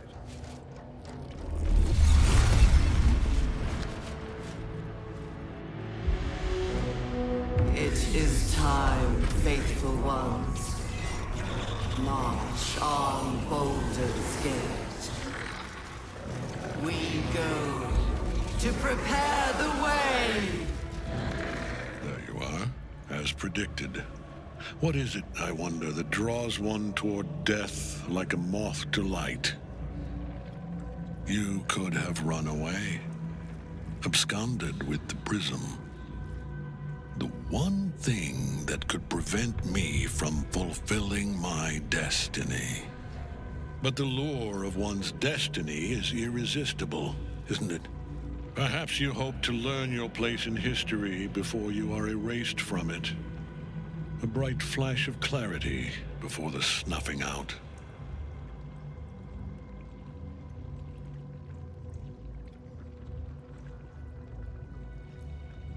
Impossible. You are bound to it, and in death it will bind you to me. That is the power my Lord Merkel has granted me.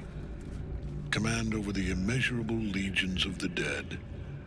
But he did not only give me power, he gave me the one thing no other god could grant me. My daughter's life returned. Her heart beating once more. For that, he asked that I serve as his chosen. Join Orin and Gortash to grow the cult of the Absolute, and then take control of it. He's never had a more devoted follower. I have fought great wars before, in the service of other gods and other powers, but for Merkel, I would condemn all of Faerun to death. You are all that stands between me and my destiny. And you have brought the prism here. I will kill you now. And then I will raise you as my servant.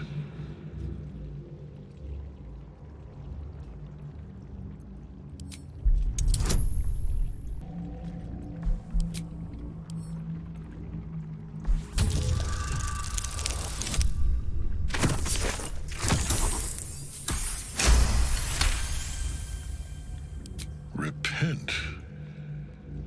Would that even be possible? Perhaps. No. There is no repentance. No release. My debt can never be repaid.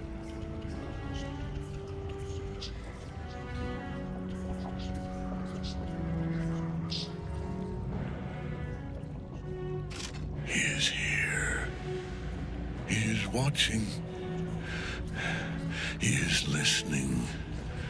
He is...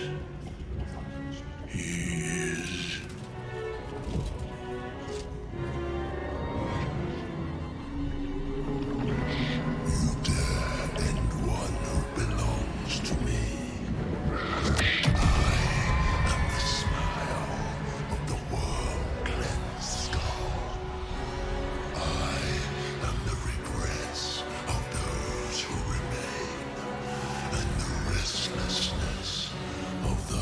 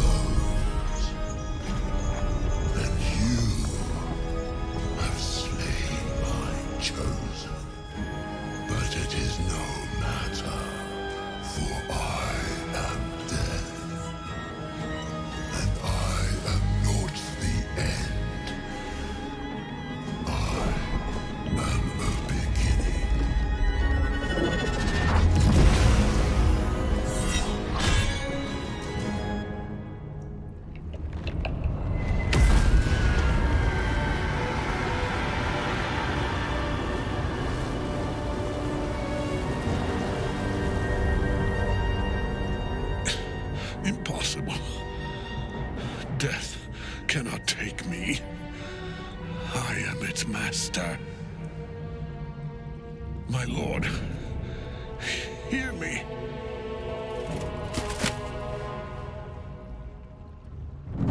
Nothing. I am forsaken. You have no idea what you've done. Isabel.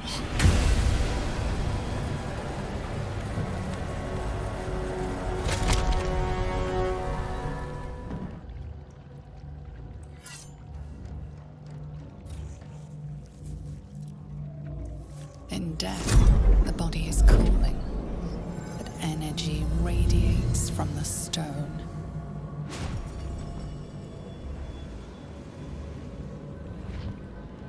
Remarkable. Truly. And now the picture comes together. The Absolute is neither god nor man. It is the Elder Brain you saw, held here by those three against its will.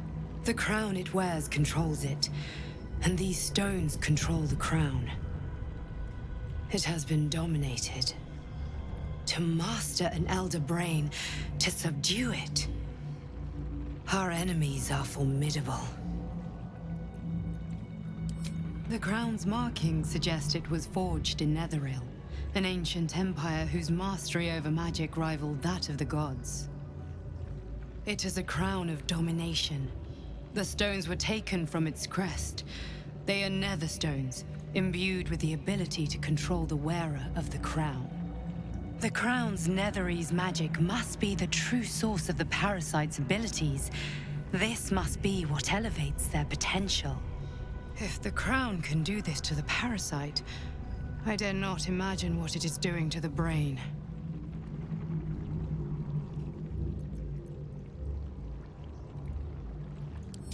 The army of the Absolute is marching on Baldur's Gate.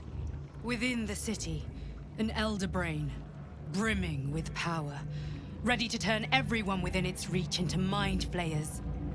All it needs is an order. An order the Death Gods chosen are on the cusp of giving. We must wrest control of the brain from the Chosen before that happens. We must take their stones. Our chances of success are slim, but we must not fail. If we fail, everything ends. I will be your shield, but you must be the sword. And when the chance comes to strike, you must take it, for there may only be one chance. I will never tire of sitting on dead men's thrones.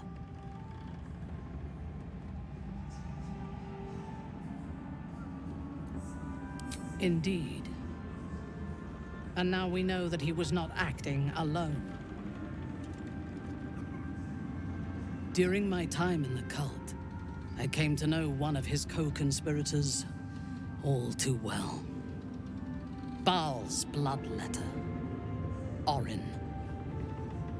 To think, I thought her to be speaking for the Absolute.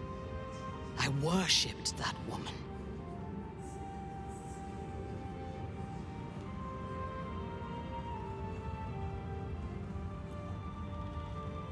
You make it sound so simple. She is the chosen of Baal, Lord of Murder, and one of the cult's founders. Indeed, she is the one who indoctrinated me with the Absolute's lies.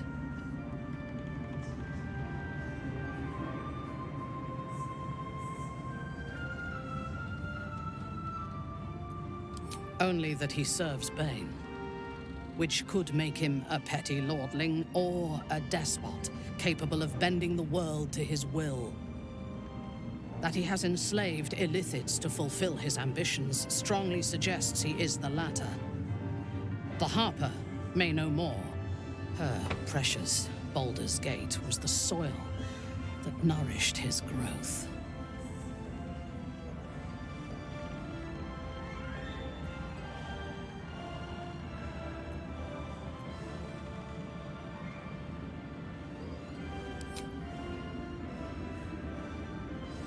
she is fierce, vicious, and cruel. In those respects, we are alike. But she is dangerously unpredictable. If there is a way to turn this design towards slaughter, rather than control, she will take it. She is the one who brought me to Moonrise, and into the presence of her so-called god. The Absolute. Now I know that those memories are lies. There was no god. Orin held me down in a cocoon of flesh, while a mind flayer forced a parasite into my brain. And she laughed at my fear. I will find her. I will murder her. And I will smile.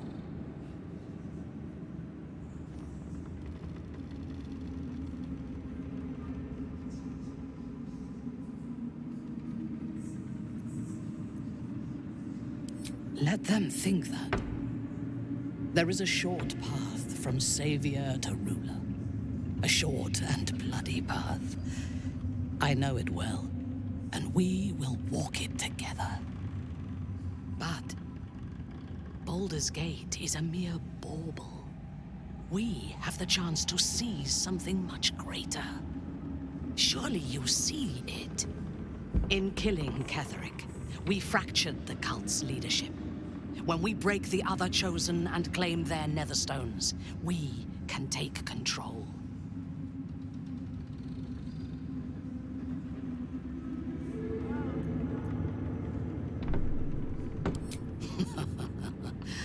I would have thought this entire conspiracy of gods and monsters to be impossible if I had not seen it for myself. We may fail, but we must try. The power of the enslaved Elder Brain could reshape the world. We could reshape the world.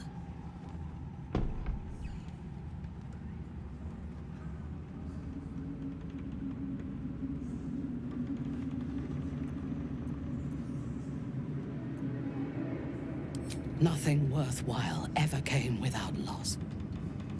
But together we have the strength to decide who loses, and to make sure it is not us. You are not stupid. When we reach Baldur's Gate and face the other Chosen, you will see that my way is the right one.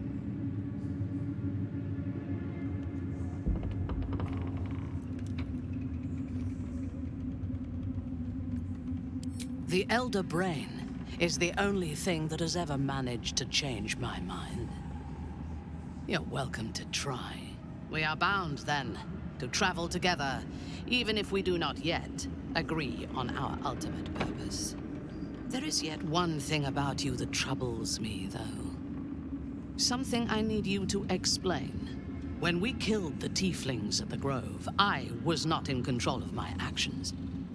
You do not have that excuse. So I ask you, why? Why kill them?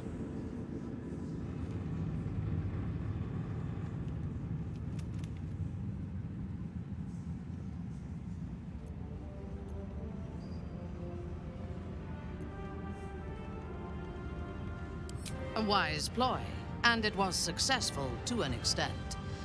We did not find a cure, but we found our purpose. I am satisfied.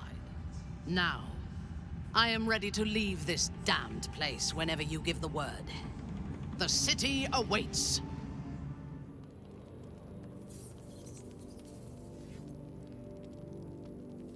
A true soul came to my city preaching a message of togetherness, accompanied by 2 novices. Menzoberranzan is not fertile ground for such messages. I killed them and hanged their bodies in my garden.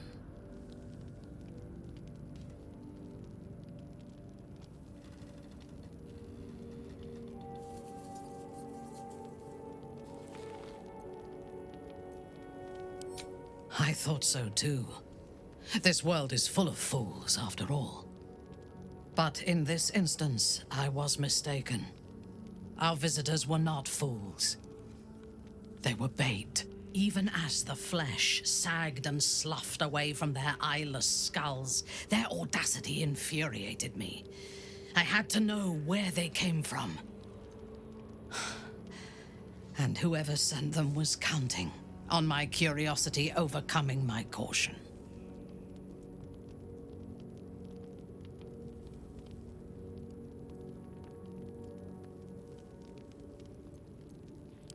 Yes.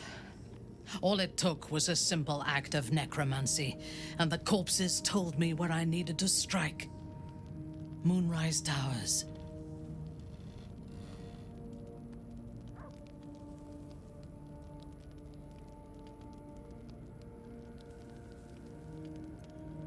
No. I was prepared for combat, but I intended to strike subtly. As it turned out, to my shame, I was defeated without even drawing my weapon. I came to Moonrise with a retinue of warriors and assassins, the best House Bainray had to offer. I expected a battle, but found a fully laden feast table and a welcome befitting a house matron.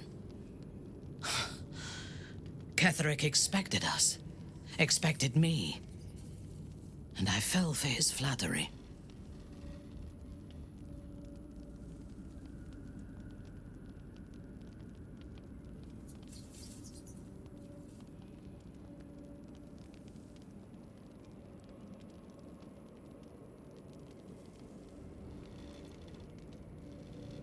Perhaps I deserved what came after the welcome as well.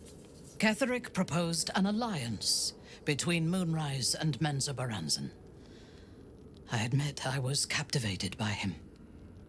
He invited me to the head of his table as his guest of honor. I was wary, of course. If I had been in his position, the food would have been poisoned. It was not the food I should have been wary of. It was the pale woman at the foot of the table. Orin the Red. We had barely begun to eat when she spoke for the first time. I only caught one word, my name. Then, quick as lightning, she climbed onto the table, a dagger in each hand, and skipped toward me, slicing the throats out of my men as she passed them.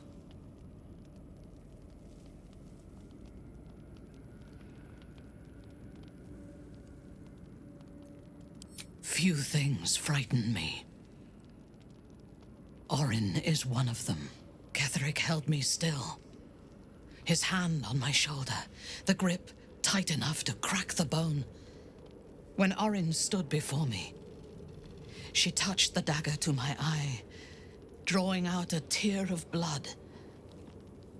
"I want this one," she said. Ketheric nodded his permission, and I was taken below. You've seen the horrors of the colony. Orin kept me there for days. She forced me to watch as my men were processed. Some for food, others as thralls. And then she placed the tadpole in my eye herself.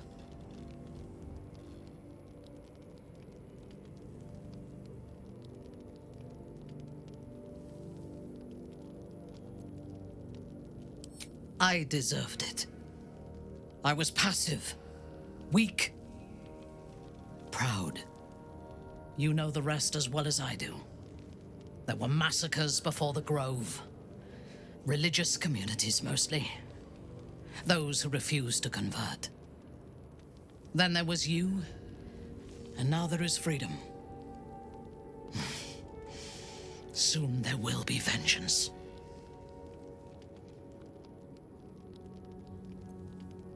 I take no pleasure in his passing. Whatever faults he may have had, Ketheric was a great leader.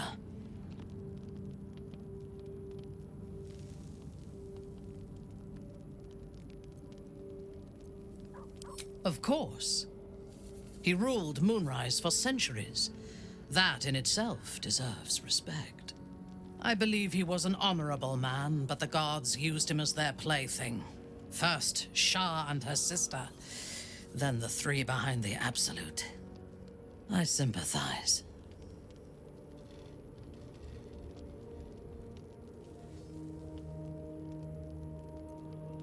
A meaningless question. If he had killed us and conquered the Sword Coast, I would envy him. As it is, he lost, and I pity him. But I will never forgive him for handing me to Orin. For that, I hope Merkel hollows out his bones and lets them be dust. Ketheric is defeated, the path ahead clear. You should be elated. But the sight of the land you leave behind does nothing to alleviate your sorrow.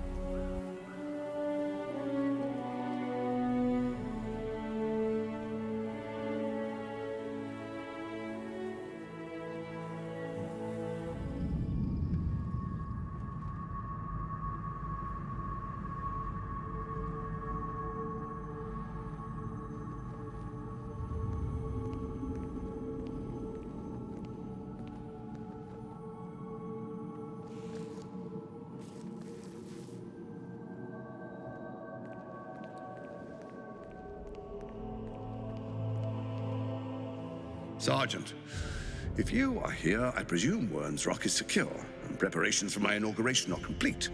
No, Lord Gortash. We were interrupted. Another quake in the lower city. More severe this time. So you came cowering to my chambers? I'm flattered, Sergeant. But even I cannot command natural phenomena to cease. Forgive me, my lord, but there is panic in the streets. The people are afraid. Perhaps the people would be calm if you kept your nerve. I expect better from the Flaming Fist than to run scared from a slight tremor in the earth. Get back to your duties. Duties, duties, duties. Patrolling and saluting and following and bowing and scraping. Yes, sir. No, sir. Rip and cut your throat, sir. Your plan is falling apart, lordling. Give me a reason not to cut you to ribbons. Control yourself, Orin. We need to focus on reuniting the stones or the brain will break free. These quakes are just the start. Neither of us expected the prison bearers to kill Ketheric. They'll be traveling to the city. Let's make sure we give them a Baldurian welcome. I itch to peel you, to split your skin, to see your skull shine in the light.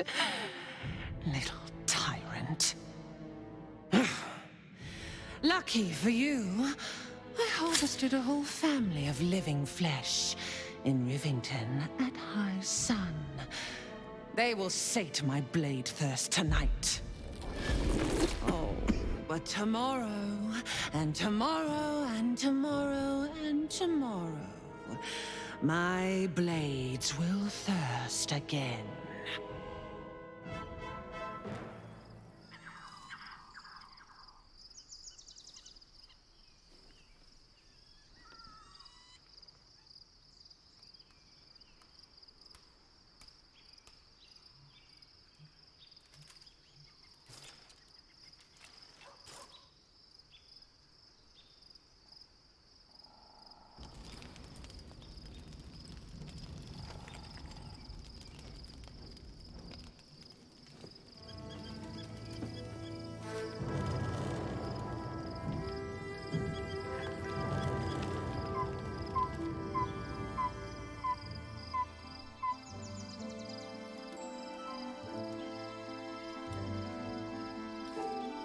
Beyond the campsite, the city waits in uneasy silence, one sleep away.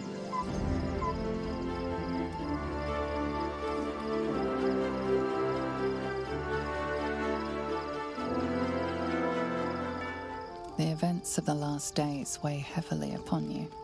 Sleep's rest is slow to come to one whose mind is so full. The Absolute is not a god, but an elder brain controlled by the chosen of the Dead Three.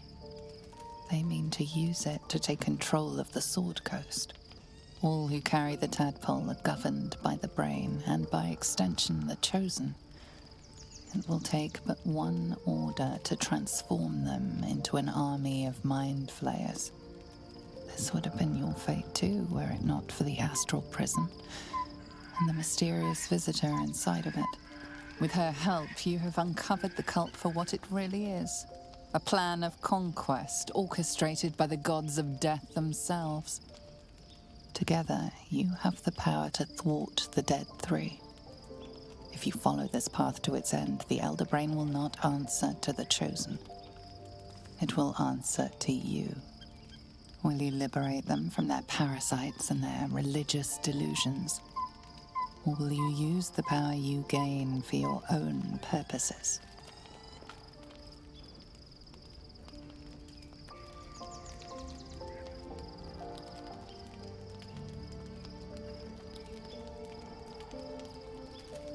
Right now, your resolve feels firm, but there is no knowing how you will feel when the moment comes. You will not have long to wait. All you need to do now is sleep. But sleep is not for you. Hear me. Gather. The reckoning is upon us. The city thirsts for domination. March. Join.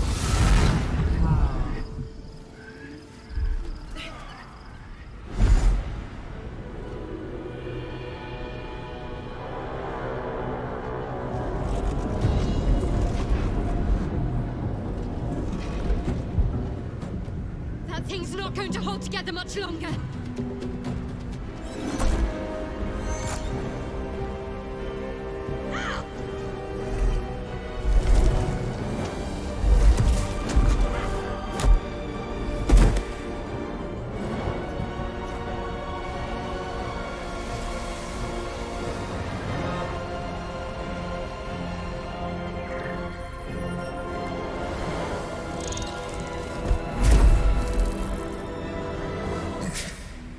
Before you do anything, I am your ally. We are in danger. A mind flare? What's going on here? The Githyanki is the source of our protection against the Absolute. I must subdue him, or everything we've worked towards is lost. Don't let my form deceive you. I am the one that's been protecting you.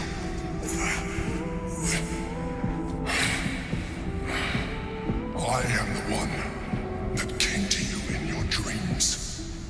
Help me.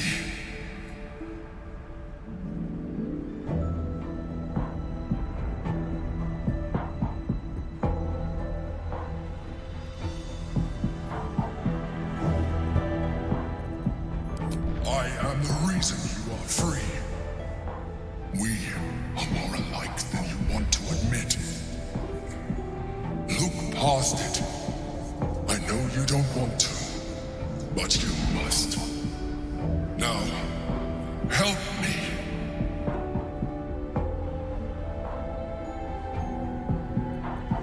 The God. Destroy the God. They prevent me from subduing their master. Do it now!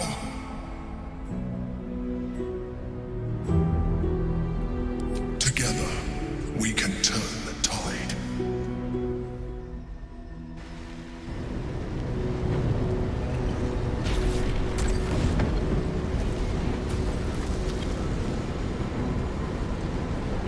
Thank you. That was too close. Don't look at me like that. I am a mind flayer. Yes. Without me, you would be a slave to the Absolute. Of all the things to be indebted to, a bloody mind flayer.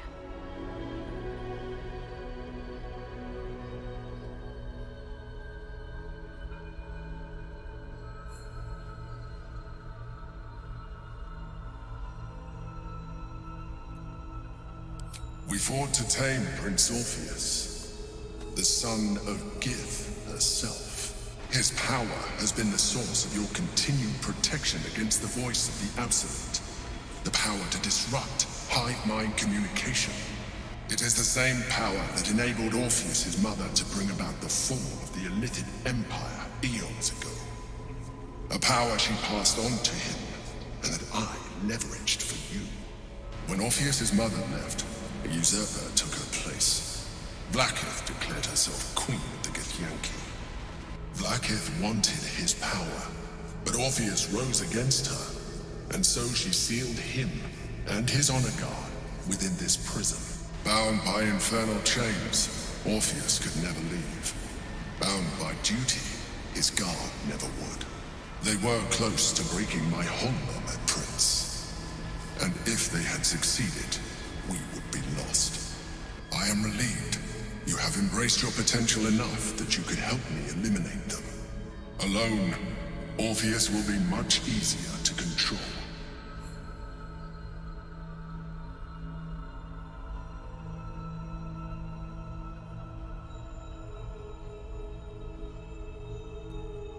A very good question. One that I have been unable to answer. That Orpheus lives at all is ruinous to Vlaakith. She has done everything in her power to keep his existence a secret. That Gortash and the Chosen found out about it. This is impossible to explain. But it was important enough to them that Gortash sent me to retrieve it.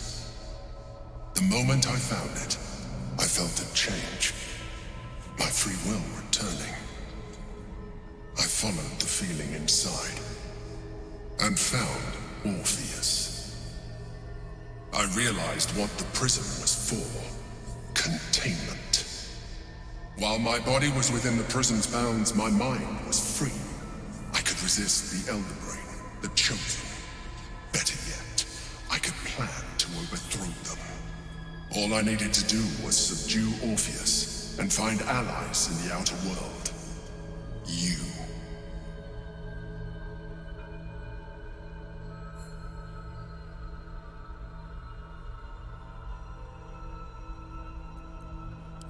That would be a terrible idea. The moment he is free, he will attack you. Your only defense would be to kill him, and in so doing, he would doom us both.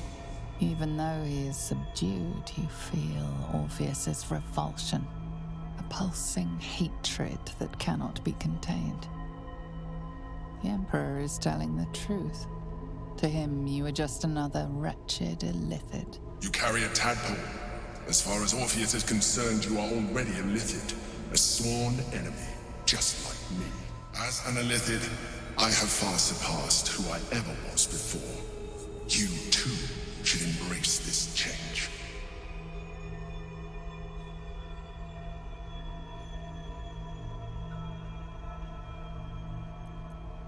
Like it or not, our chances of defeating the Elder Brain are substantially improved if you embrace your latent Illithid potential. I've been studying you for a while now. I believe I can trigger the next stage of your tadpole's life cycle, while continuing to preserve your independence. You have seen what I can do. Imagine yourself with the same strength, the same intelligence, the same devastating beauty. If you let me, I can evolve you.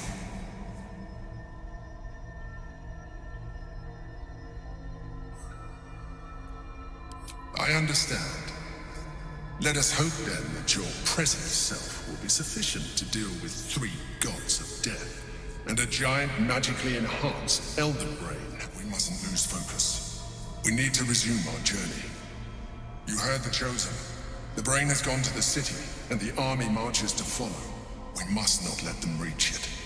We must find the Brain and bring it under our control.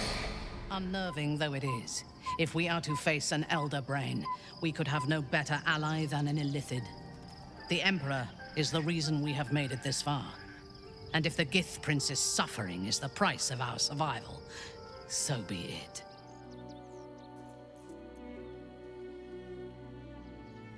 Yes. I only know it through history books and hearsay. A city of murder and grief. I expect it will live up to its legend.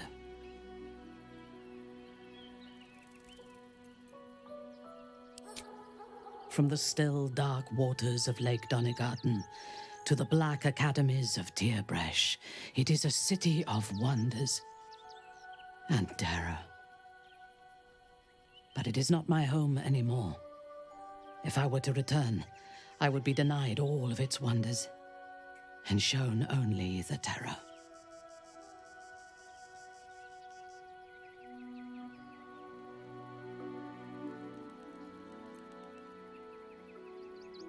Yes, particularly when the home was so magnificent. I am a daughter of Menza Baranzan's most ancient and powerful house, the Bainray. I lived a life of privilege and danger. My home was at the tallest point of Cuel Arzol, the place of the nobles, a plateau high above the city's sprawl. I enjoyed every luxury, whether harvested in the Underdark or stolen from the surface, and I survived my first assassination attempt while I still suckled at my mother's breast. I tasted her blood that day. She covered my body with her own, and a blade bit deep into her chest, almost puncturing her heart. When I came of age, she tried to take my life herself, and I gave her fresh scars to match those she earned protecting me.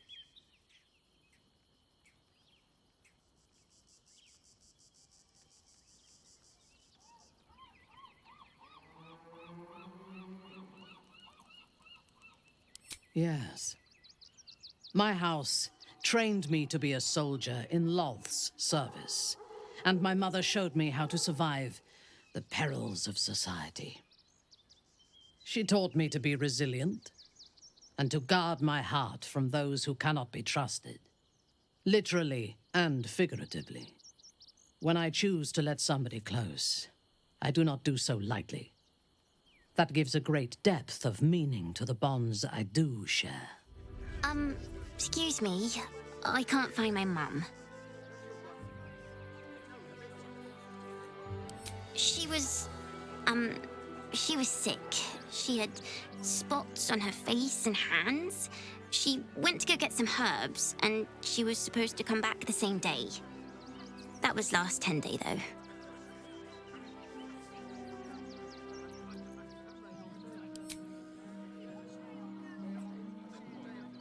Wow.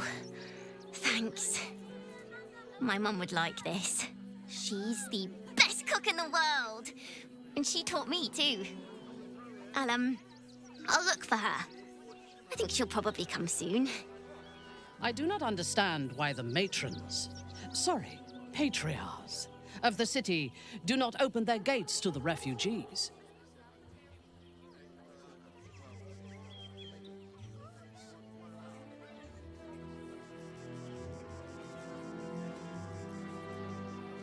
I was not suggesting they be allowed to roam free.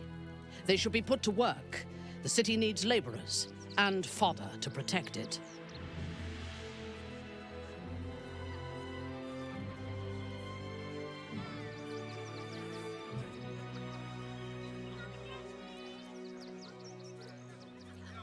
I am suggesting they be fed and sheltered, and that they work in return.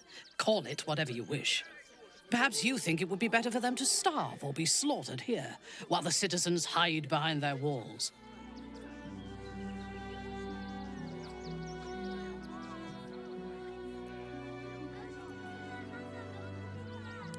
Yes.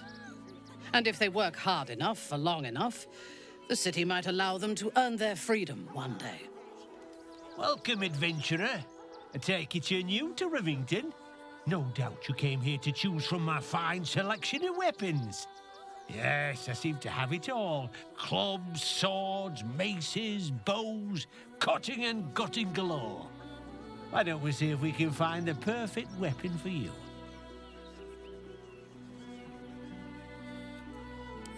I provide a personalized service for my customers to make sure the weapon I choose is the perfect fit. Tell me, how do you like to kill?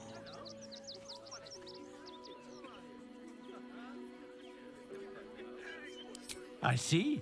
Playing to your strengths. Keeping things simple. And when you kill someone, what do you feel?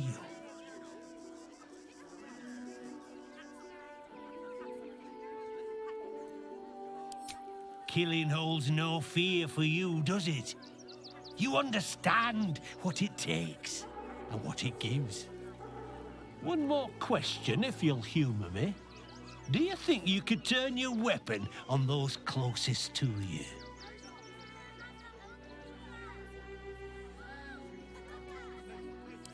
There's a killer inside you, isn't there? It wouldn't take much to push you over the edge.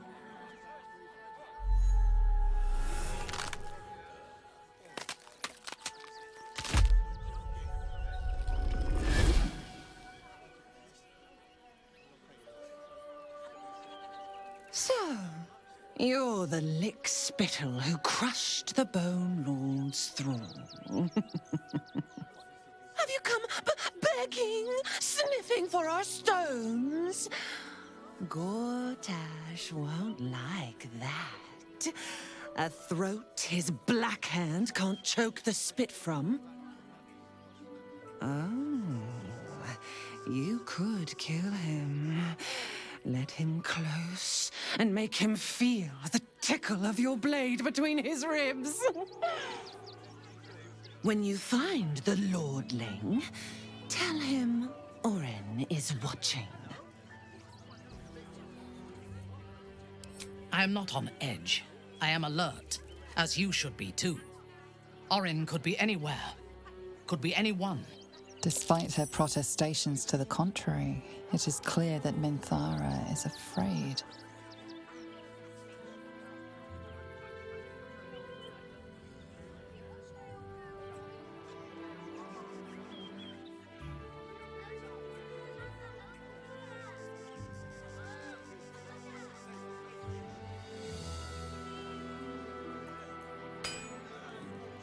Her aim will be to erode our trust in one another. We cannot let that happen. We need to watch over each other, now more than ever. Sorry, chum, can't let you through. Worms Rock's closed for the day.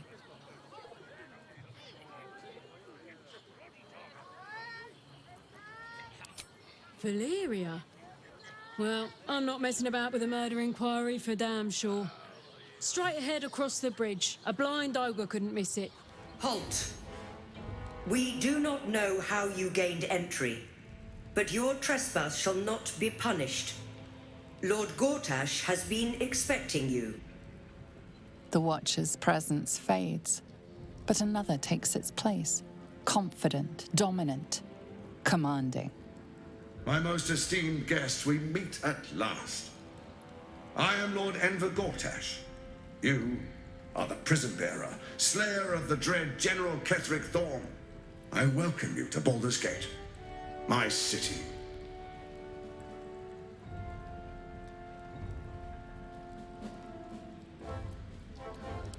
It already is. Granted, there are a few formalities to complete, but, well, why don't you come and see? Allow me to formally invite you to my inauguration. Make your way to the ceremonial hall. Dearest patriarchs, but a moment. I must greet a most honored guest. My friend, forgive the cold welcome. My steel watchers are eager watchdogs, for the good of the people, I'm sure you understand. Lord Enver Gortash at your service. I understand congratulations are in order. Thorm's defeat hasn't gone unnoticed. You're known for who you are and for that netherstone that you carry. You know, it takes all three to control the brain.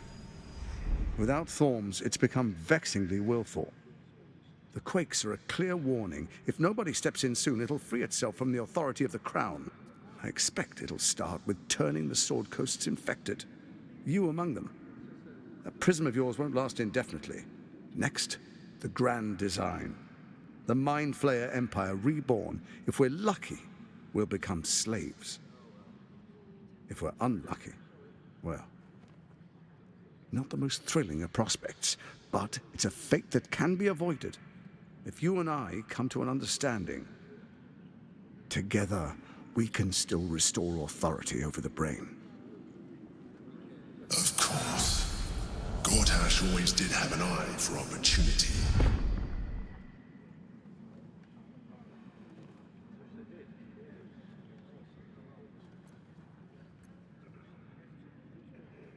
It's not. But it will not follow new orders unless the Netherstones are united to give the command. When it finishes executing its current orders, it will be free to do as it wishes. That will be bad for everyone. The Crown's magic turned the brain into something the world has never seen. A nether brain. Its power is immense. Once it is freed from its shackles, I doubt we'll ever be able to bring it under control again.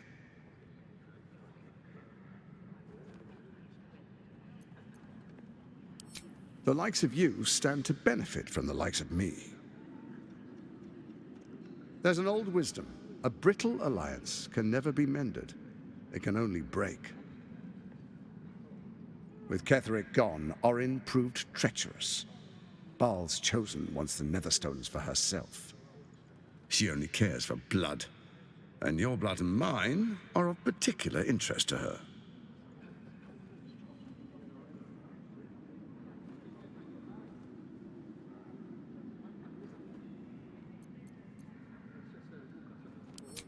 Orin changes shape faster than you and I change clothes.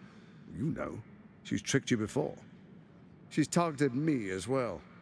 I'm well protected, but she's extremely good at what she does. If Orin obtains all 3 Netherstones, she'll plunge the coast into chaos and paint the city in blood. I can't let that happen. I want to lead this city to glory, not scorch its earth.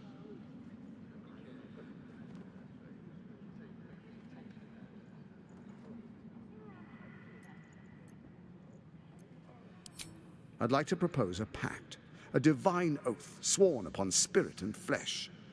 I do no harm to you, nor you to me.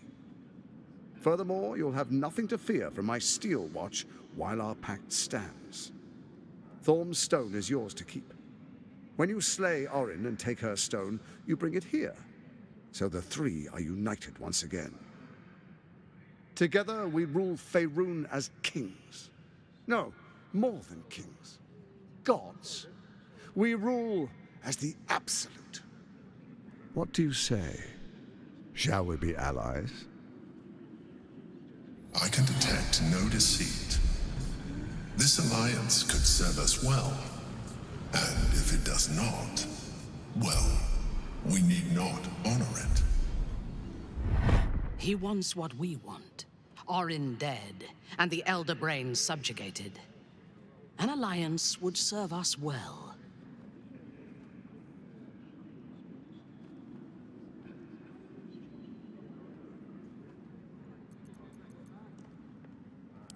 So Ketheric was ready to betray our alliance too. I can't say it comes as a surprise. But you should know this. I initiated this plot. I brought Ketheric and Orin together to create the Absolute. They knew this would only work if we stood united and coordinated our powers. Their ambition blinded them to reason. I don't suffer the same affliction. In short, you can trust me.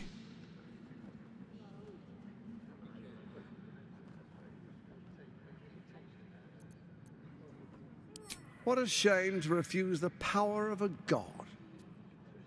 Perhaps a demonstration of why you need my help will motivate you to make the right decision. Your camp is compromised. One among you is an imposter, a faceless. Who, I can't say. I'd suggest a thorough investigation. You'll find I speak the truth. A doppelganger in our camp. That sounds all too believable. Let this be a warning. Orin is the spark in a powder keg. We make an alliance, or the city is made ash. I will give you time to reconsider. Tread carefully. Remember, you must do what it takes to survive, even if it means striking a deal with the enemy.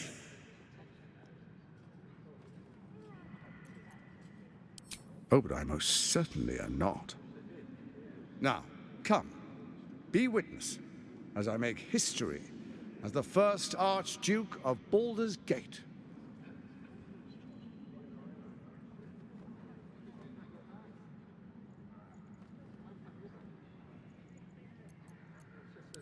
You will follow me, and you will show due respect. Distinguished dukes, patriarchs, dearest Raven Guard, I will heed your call. A new chapter begins.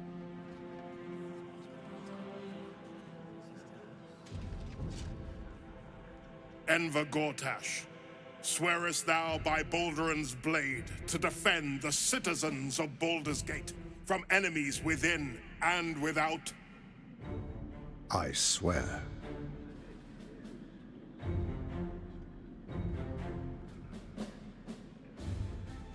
Swearest thou true faith and fealty to the same, by word, deed, and decree, so that none may suffer? I swear. Gathered guests, grant ye consent? Enver Gortash, the Council appoints you Archduke of Baldur's Gate.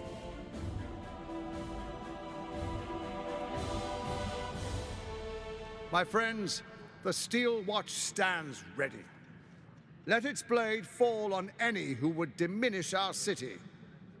And you, honored guest, will find me in my office above when you return. Do not come empty-handed.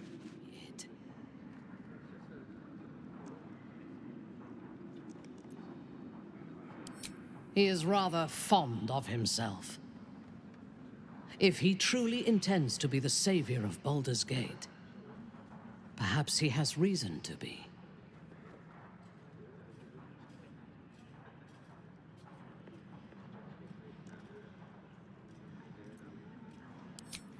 True.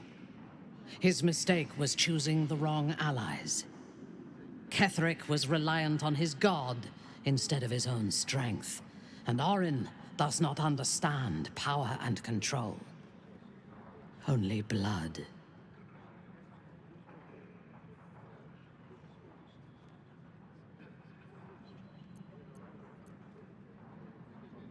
Perhaps you should rule in his place. Your choice of allies is exemplary, after all. Together, we can teach this city to fear us. And that is just the beginning. When we have all three Netherstones and control the Elder Brain, all of Faerun will have reason to fear us. As you approach Minthara, you feel her mind reaching out to yours, tentative and curious. Then it retreats, soft as a whisper. Sorry. Old habits.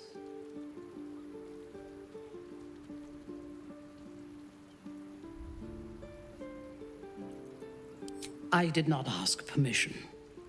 When we first met, before Moonrise, I intruded on your thoughts without hesitation and took what I needed from your memories. I would not do that again, unless I had reason to think you were hiding something from me. And I do not. I did not think we would ever share anything more than an uneasy alliance, born of our mutual enmity for the Absolute. I was wrong. A deeper bond has grown between us. I trust you.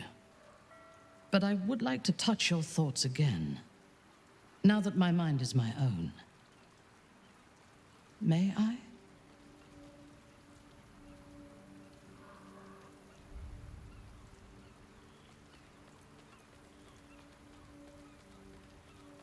Curiosity. When the Absolute fell silent, I thought I would be alone. I expected to spend my days among surface dwellers who knew nothing of my culture. I did not expect to meet another outcast from the Underdark who understood me. I did not expect you.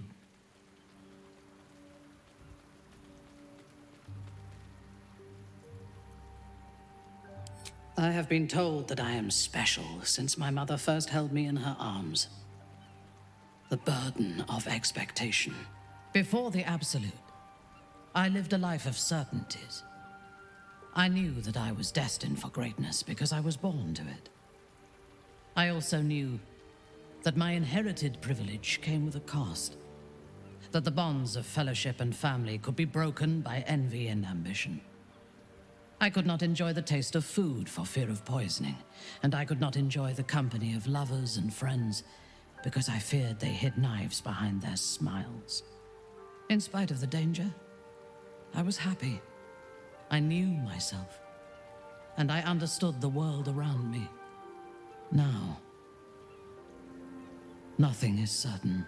Without Lolth, without the Absolute, without my home, I do not know myself. But you do, I think. Show me myself through your eyes. Let me see what I am to you.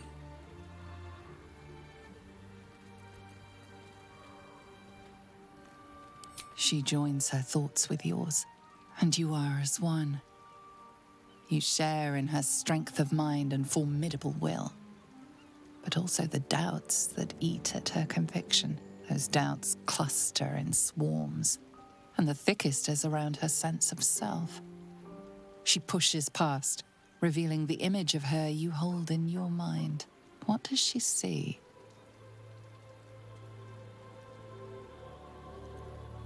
The cold shell of Minthara's mind melts away, and you are drawn into the heart of her, warm, passionate, and dangerous. I have never lacked confidence, but this conflict seems so much bigger than the two of us. It frightens me. I do not know if we will survive it, but whatever life remains to us, I would gladly spend it fighting at your side and lying with you at night.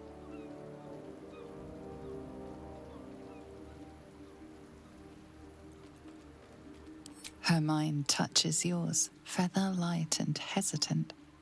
A stark contrast to the confidence with which her thoughts intruded on yours in the past. Tonight, there will be no voices, no orders, no gods.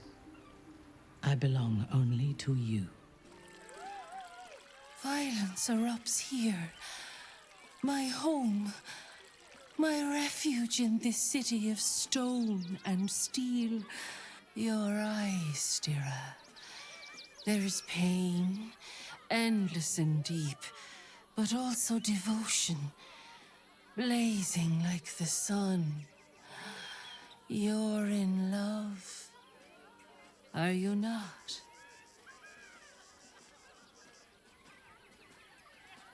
You are wise to admit it. When it comes to love, vulnerability is armor, truth a sword, and trust a shield. I pray you wield all three, Stira. Bring the one you love to me. I will look into your hearts and see if your love is eternal or doomed eternally. I know my heart, and yours, better than this creature ever will. But we can indulge it if you wish. Close your eyes, little ones. Be still as stone to earth. And remember to breathe.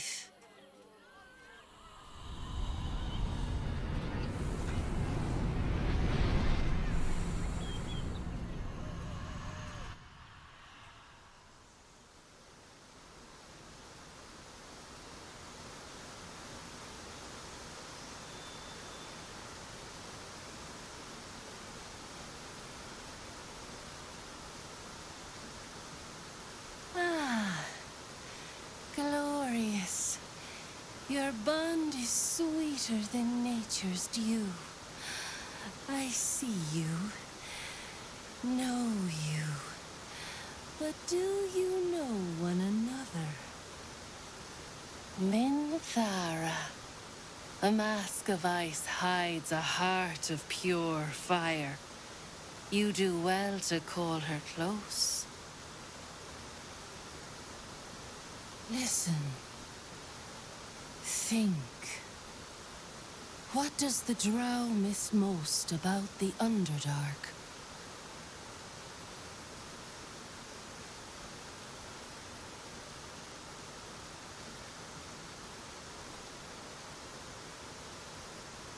Not just siblings. Androcide, Senicide, Avuncularcide. I only regret I left before enjoying a matricide. That would be a memory to cherish.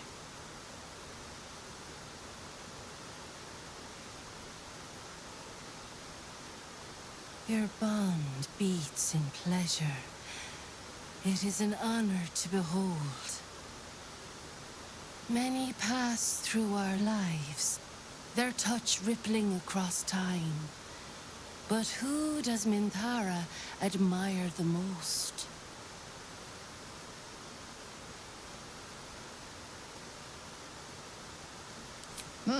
Presumptuous, but not inaccurate. You have earned my companionship. That is no easy task.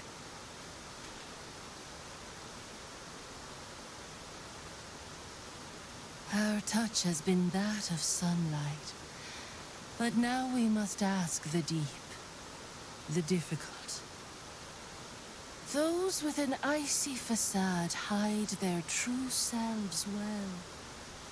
But pain breaks us all in the end. What is the worst thing your love has ever done?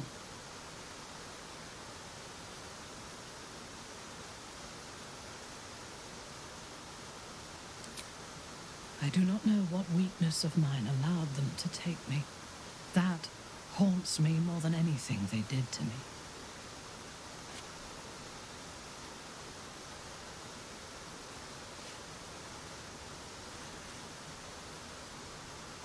Are we finished? You were only mildly disappointing. Well done. Your bond a seedling. One that needs a gentle hand in its tending. Nurture it, and it will become a great oak in time. Your love is one few have. Cherish it.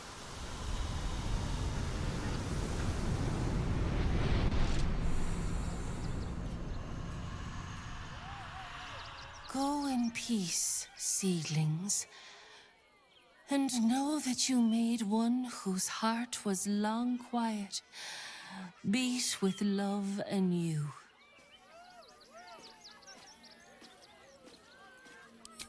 I am yours. Come to me.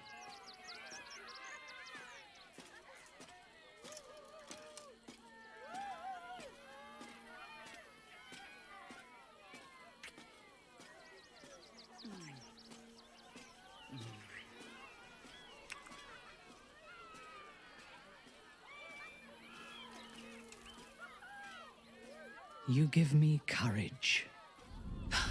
Hush, hush. I hear footsteps trip-trapping on the Murder Lord's stones. It refused the Murder Lord's command and comes crawling into his sanctum with the tyrant unpulped. I know what you did. Spilled my grandfather's crimson. He was mine. He showed me how to slice and slit. He guides my dagger still. Oh, did it think it could protect? Did it think it could save? Only the blades can offer salvation.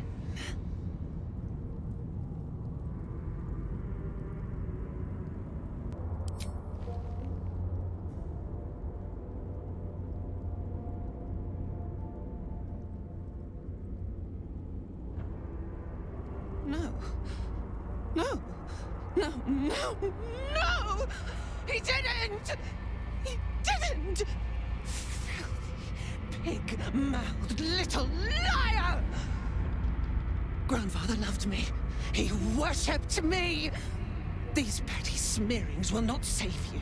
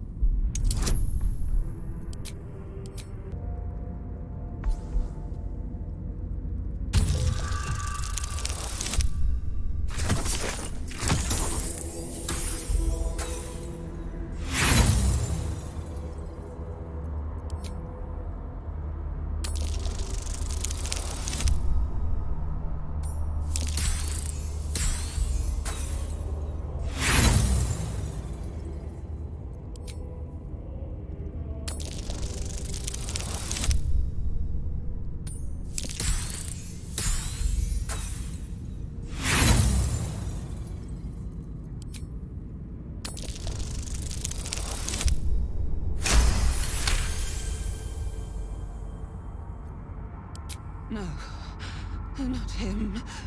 Not him. I did all this for him. Everything. Everything.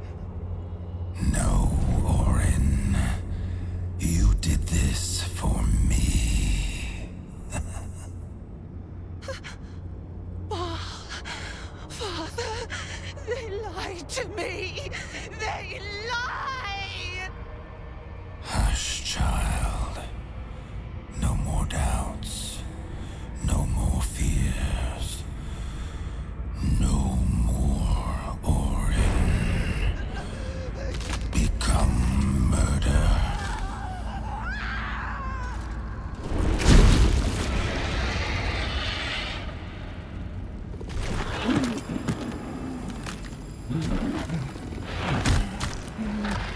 A metallic tang fills the air as the Slayer's form is drained of life. Ashes to ashes, blood to blood, you have robbed another god of his chosen.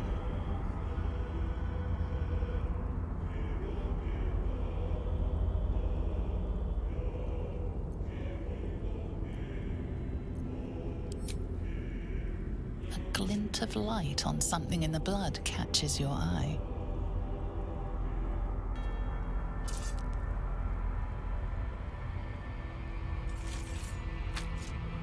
A nether stone.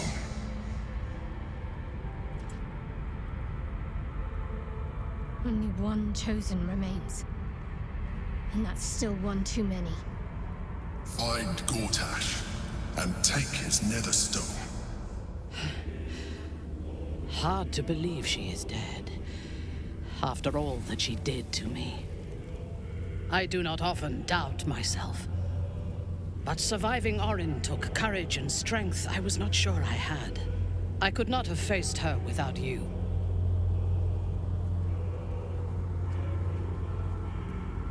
Correct. I am glad you see things as I do.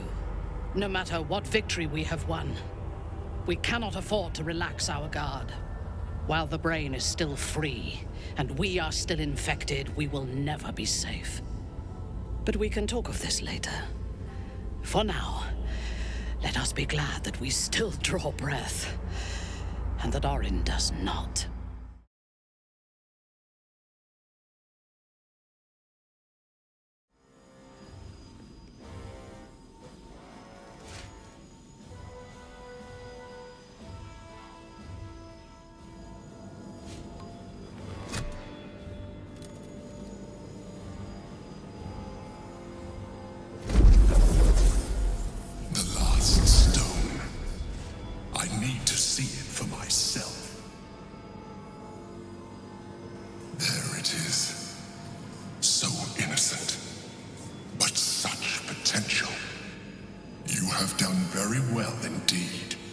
Stones pulse with psionic energy, permeating you, pulling you in line with their rhythm.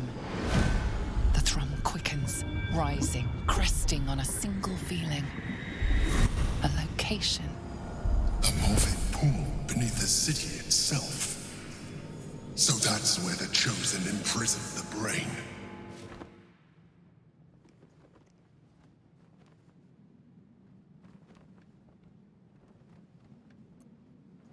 The same way one gets to the bounds of anything.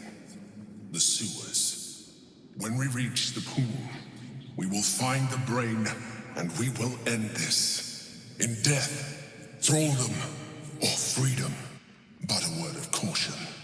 Once we cross into the Elder Brain's domain, there will be no turning back. Finish your business here before you proceed. The brain will be waiting for us. Even the intervention of their gods can't save these chosen from our vengeance. We defy divinity. Pristine darkness in every direction.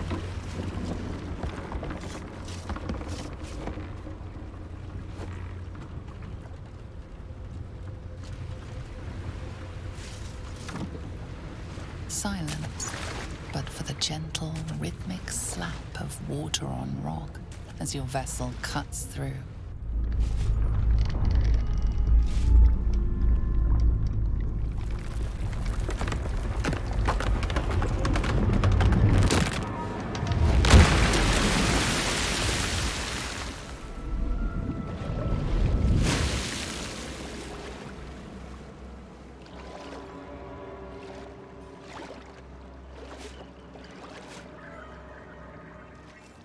An overwhelming force pushes into your mind. The brain. It is here.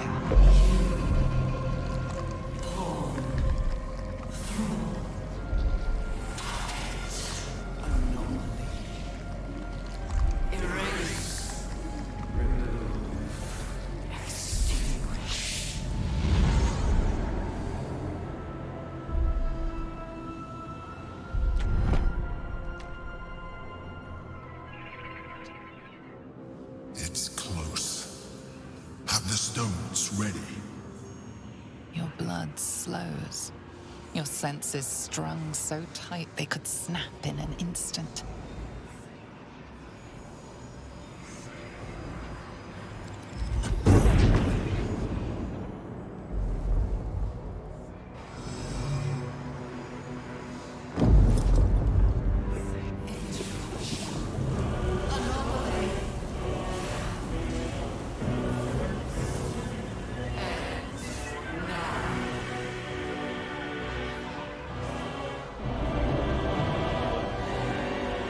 You think you know why you are here? You think that by killing the Chosen and taking the Netherstones, you can destroy me? You are wrong.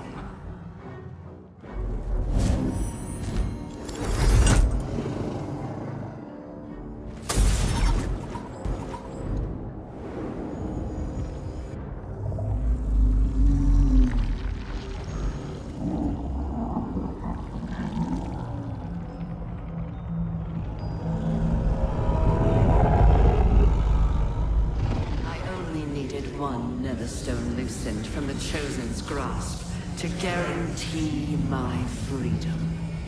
You brought all three back to me. In doing so, you have liberated me. This was your role, and it is complete.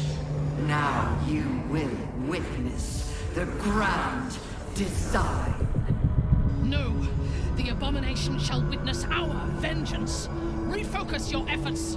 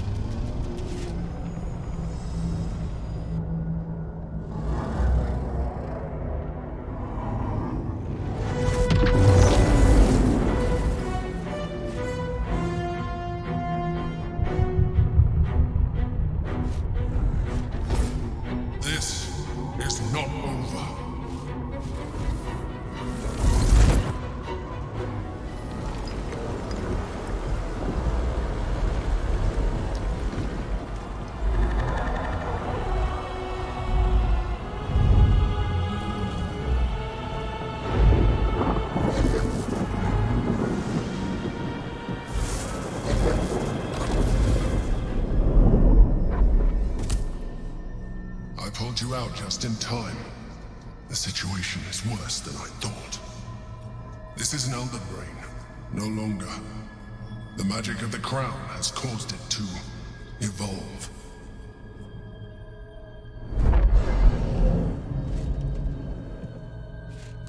It has become something more.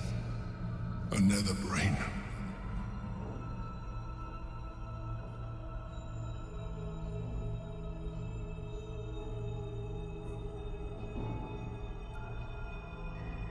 I thought so too. But that was when I believed it was still an Elder Brain. It has been anticipating our every move from the start. I underestimated it. We will need to rethink our plan. While we still draw breath, we cannot lose hope, my love. Do not seek me again. We are done. You will live with the consequences of your actions for the little time you have left.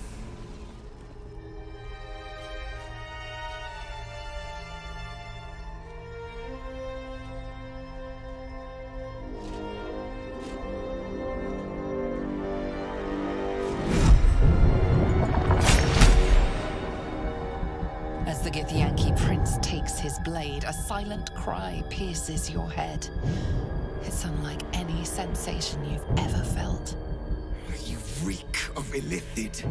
You took advantage of my powers, and you slaughtered my honor guard.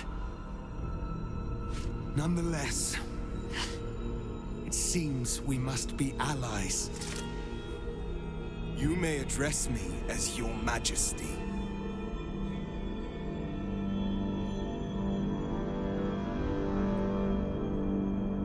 You should have yielded to them. They would have given you a noble end.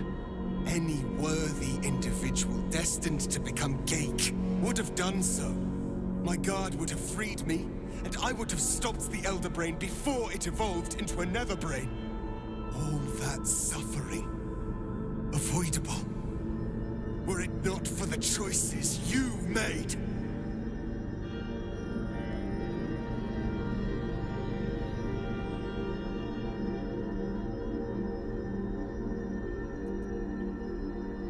In this, we are aligned.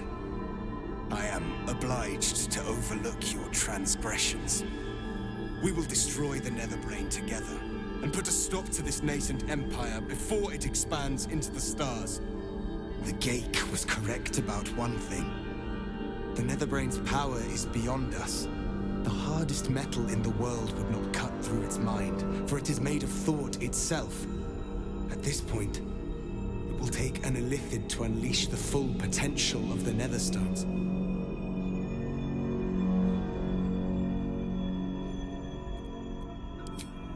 Just as I was free, I will do it.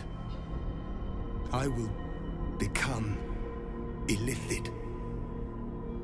I will sacrifice my soul for my people. I will end the grand design.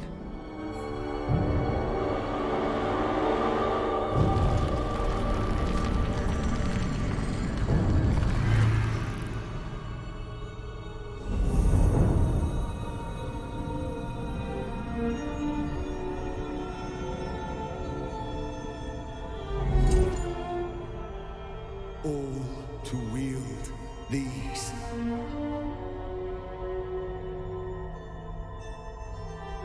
Let us seek out the Netherbrain and finish this. Once the grand design is ended, kill me. It is the very least you can do.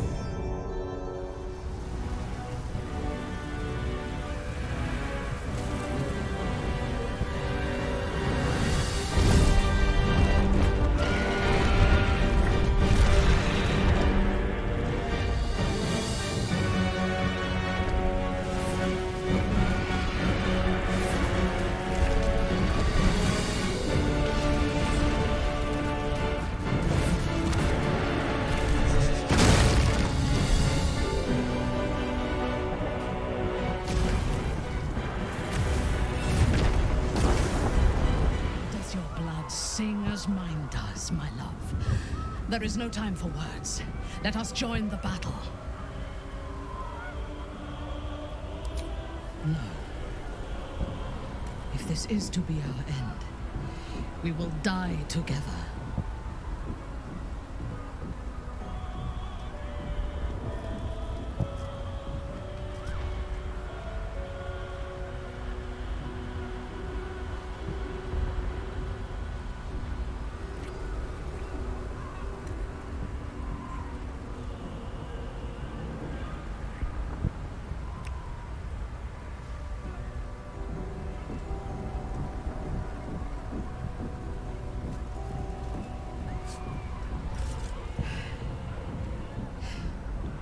But do not think of endings.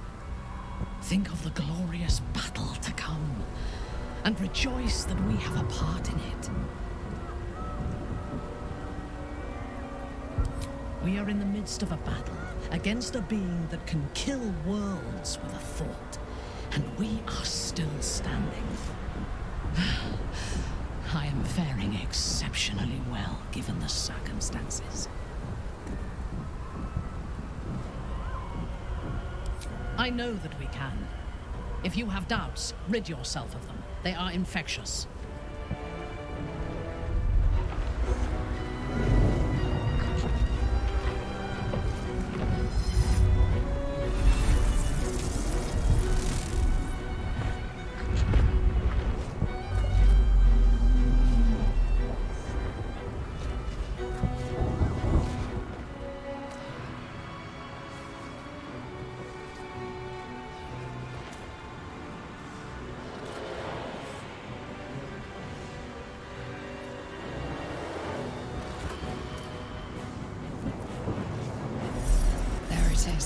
The crown of Karsus, the site of power, the site of domination. The Netherstones might prove more effective if we use them now. Impossible. Pain! Fear! Terror! Reconsider. Assess. Implore. Surrender! There. At last. It is subdued. Spare me. Join me. Wield me. Become absolute! And thus, I honor my mother's legacy. The grand design, once again, ended by my line. The brain is on the cusp of its final thought, and it's taking all of Orpheus's strength to keep it there. An opportunity, perhaps.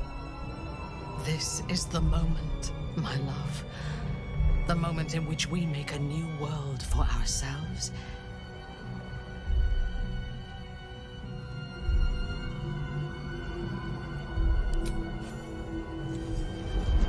My master. I must obey. I must end.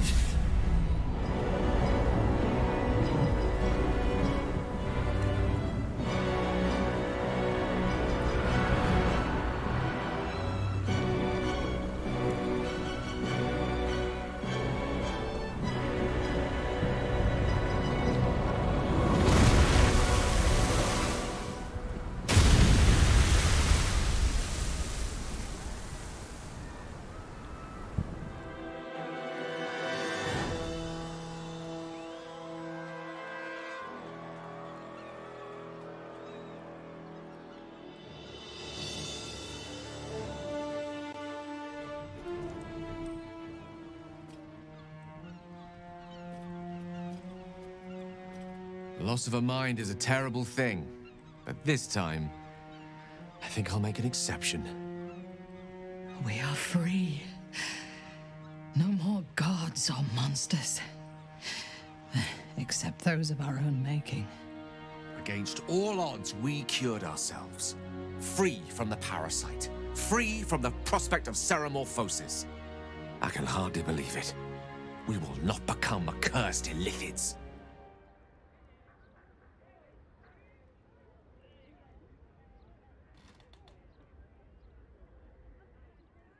The world wakes to a new dawn, and we are here to greet it. Not as conquerors, but as saviors.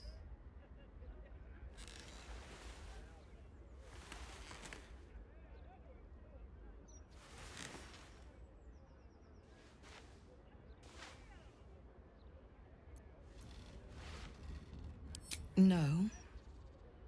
But despite everything we gave up when we destroyed the brain, it is good to be here with you. Perhaps now we can make our own destiny. No more gods or monsters, no devils or demons to manipulate our fate. We reclaimed our freedom, though everything was against us. What would you do with it?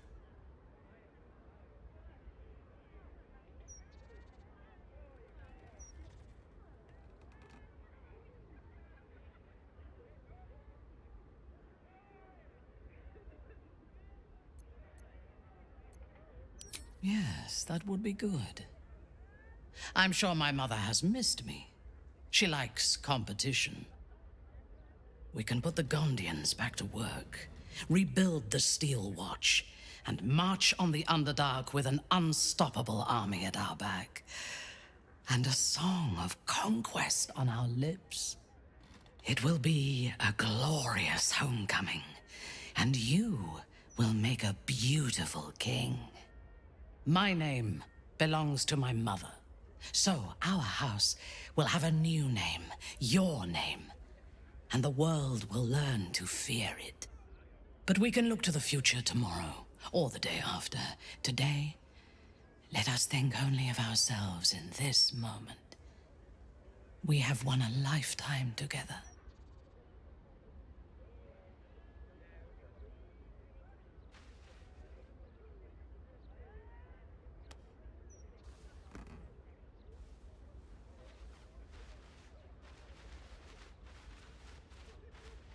In the 6 months since the Netherbrain fell, you have often doubted the decisions that led you to the depths of the Underdark. Here, there is little comfort. There is only conflict, danger, and war against impossible odds. But there is also joy, even though your camps are haunted by scuttling spiders and loath-sworn soldiers. When you lie with Minthara, you feel like you could tear down the world, and you are building an army of your own.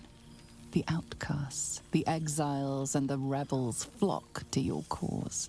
Now you must leave them for a brief while and return to the surface, for you have received an invitation to meet with friends and allies once more.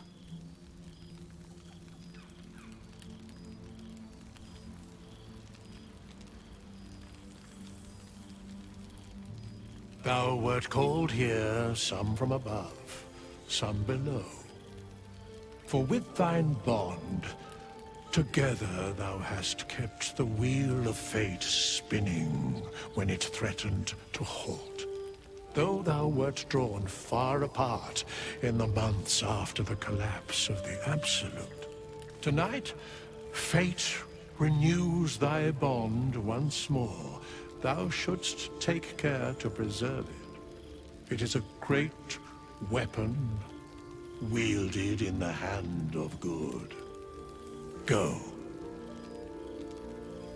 Know one another once more. Yes, my love. Are you done talking to your friends? Can we leave?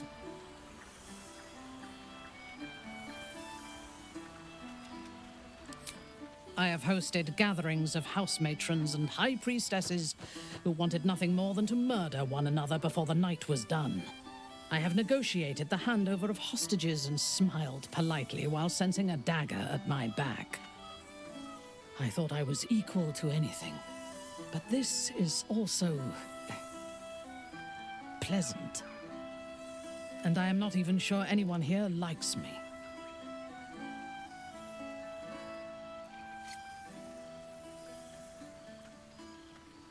It is the only thing. Let us finish our socializing and be done. In truth, I have never enjoyed parties, although they do present the perfect opportunity for a poisoning.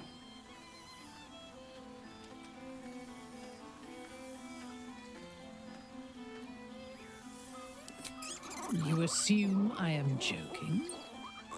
Taste my lips. They are already laced with toxins. None shall be spared tonight, not even you.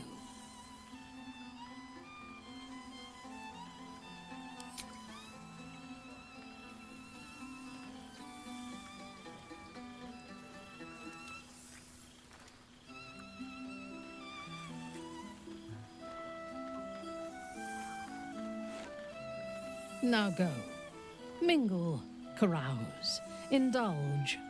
Tomorrow we return to the Underdark, and our campaign against my house continues. We will need all of our strength.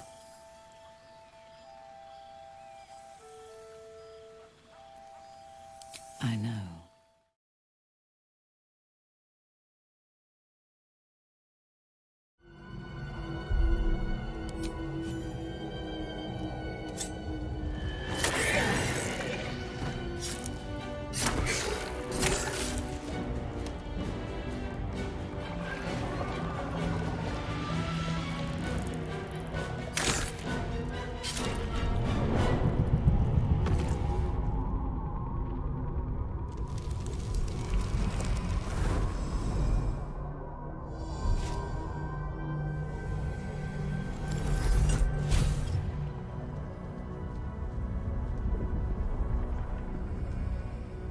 You are glorious, my love. You have never been more beautiful.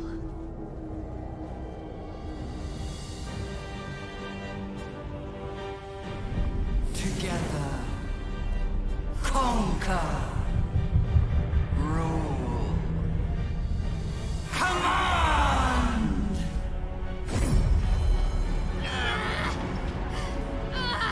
Hey!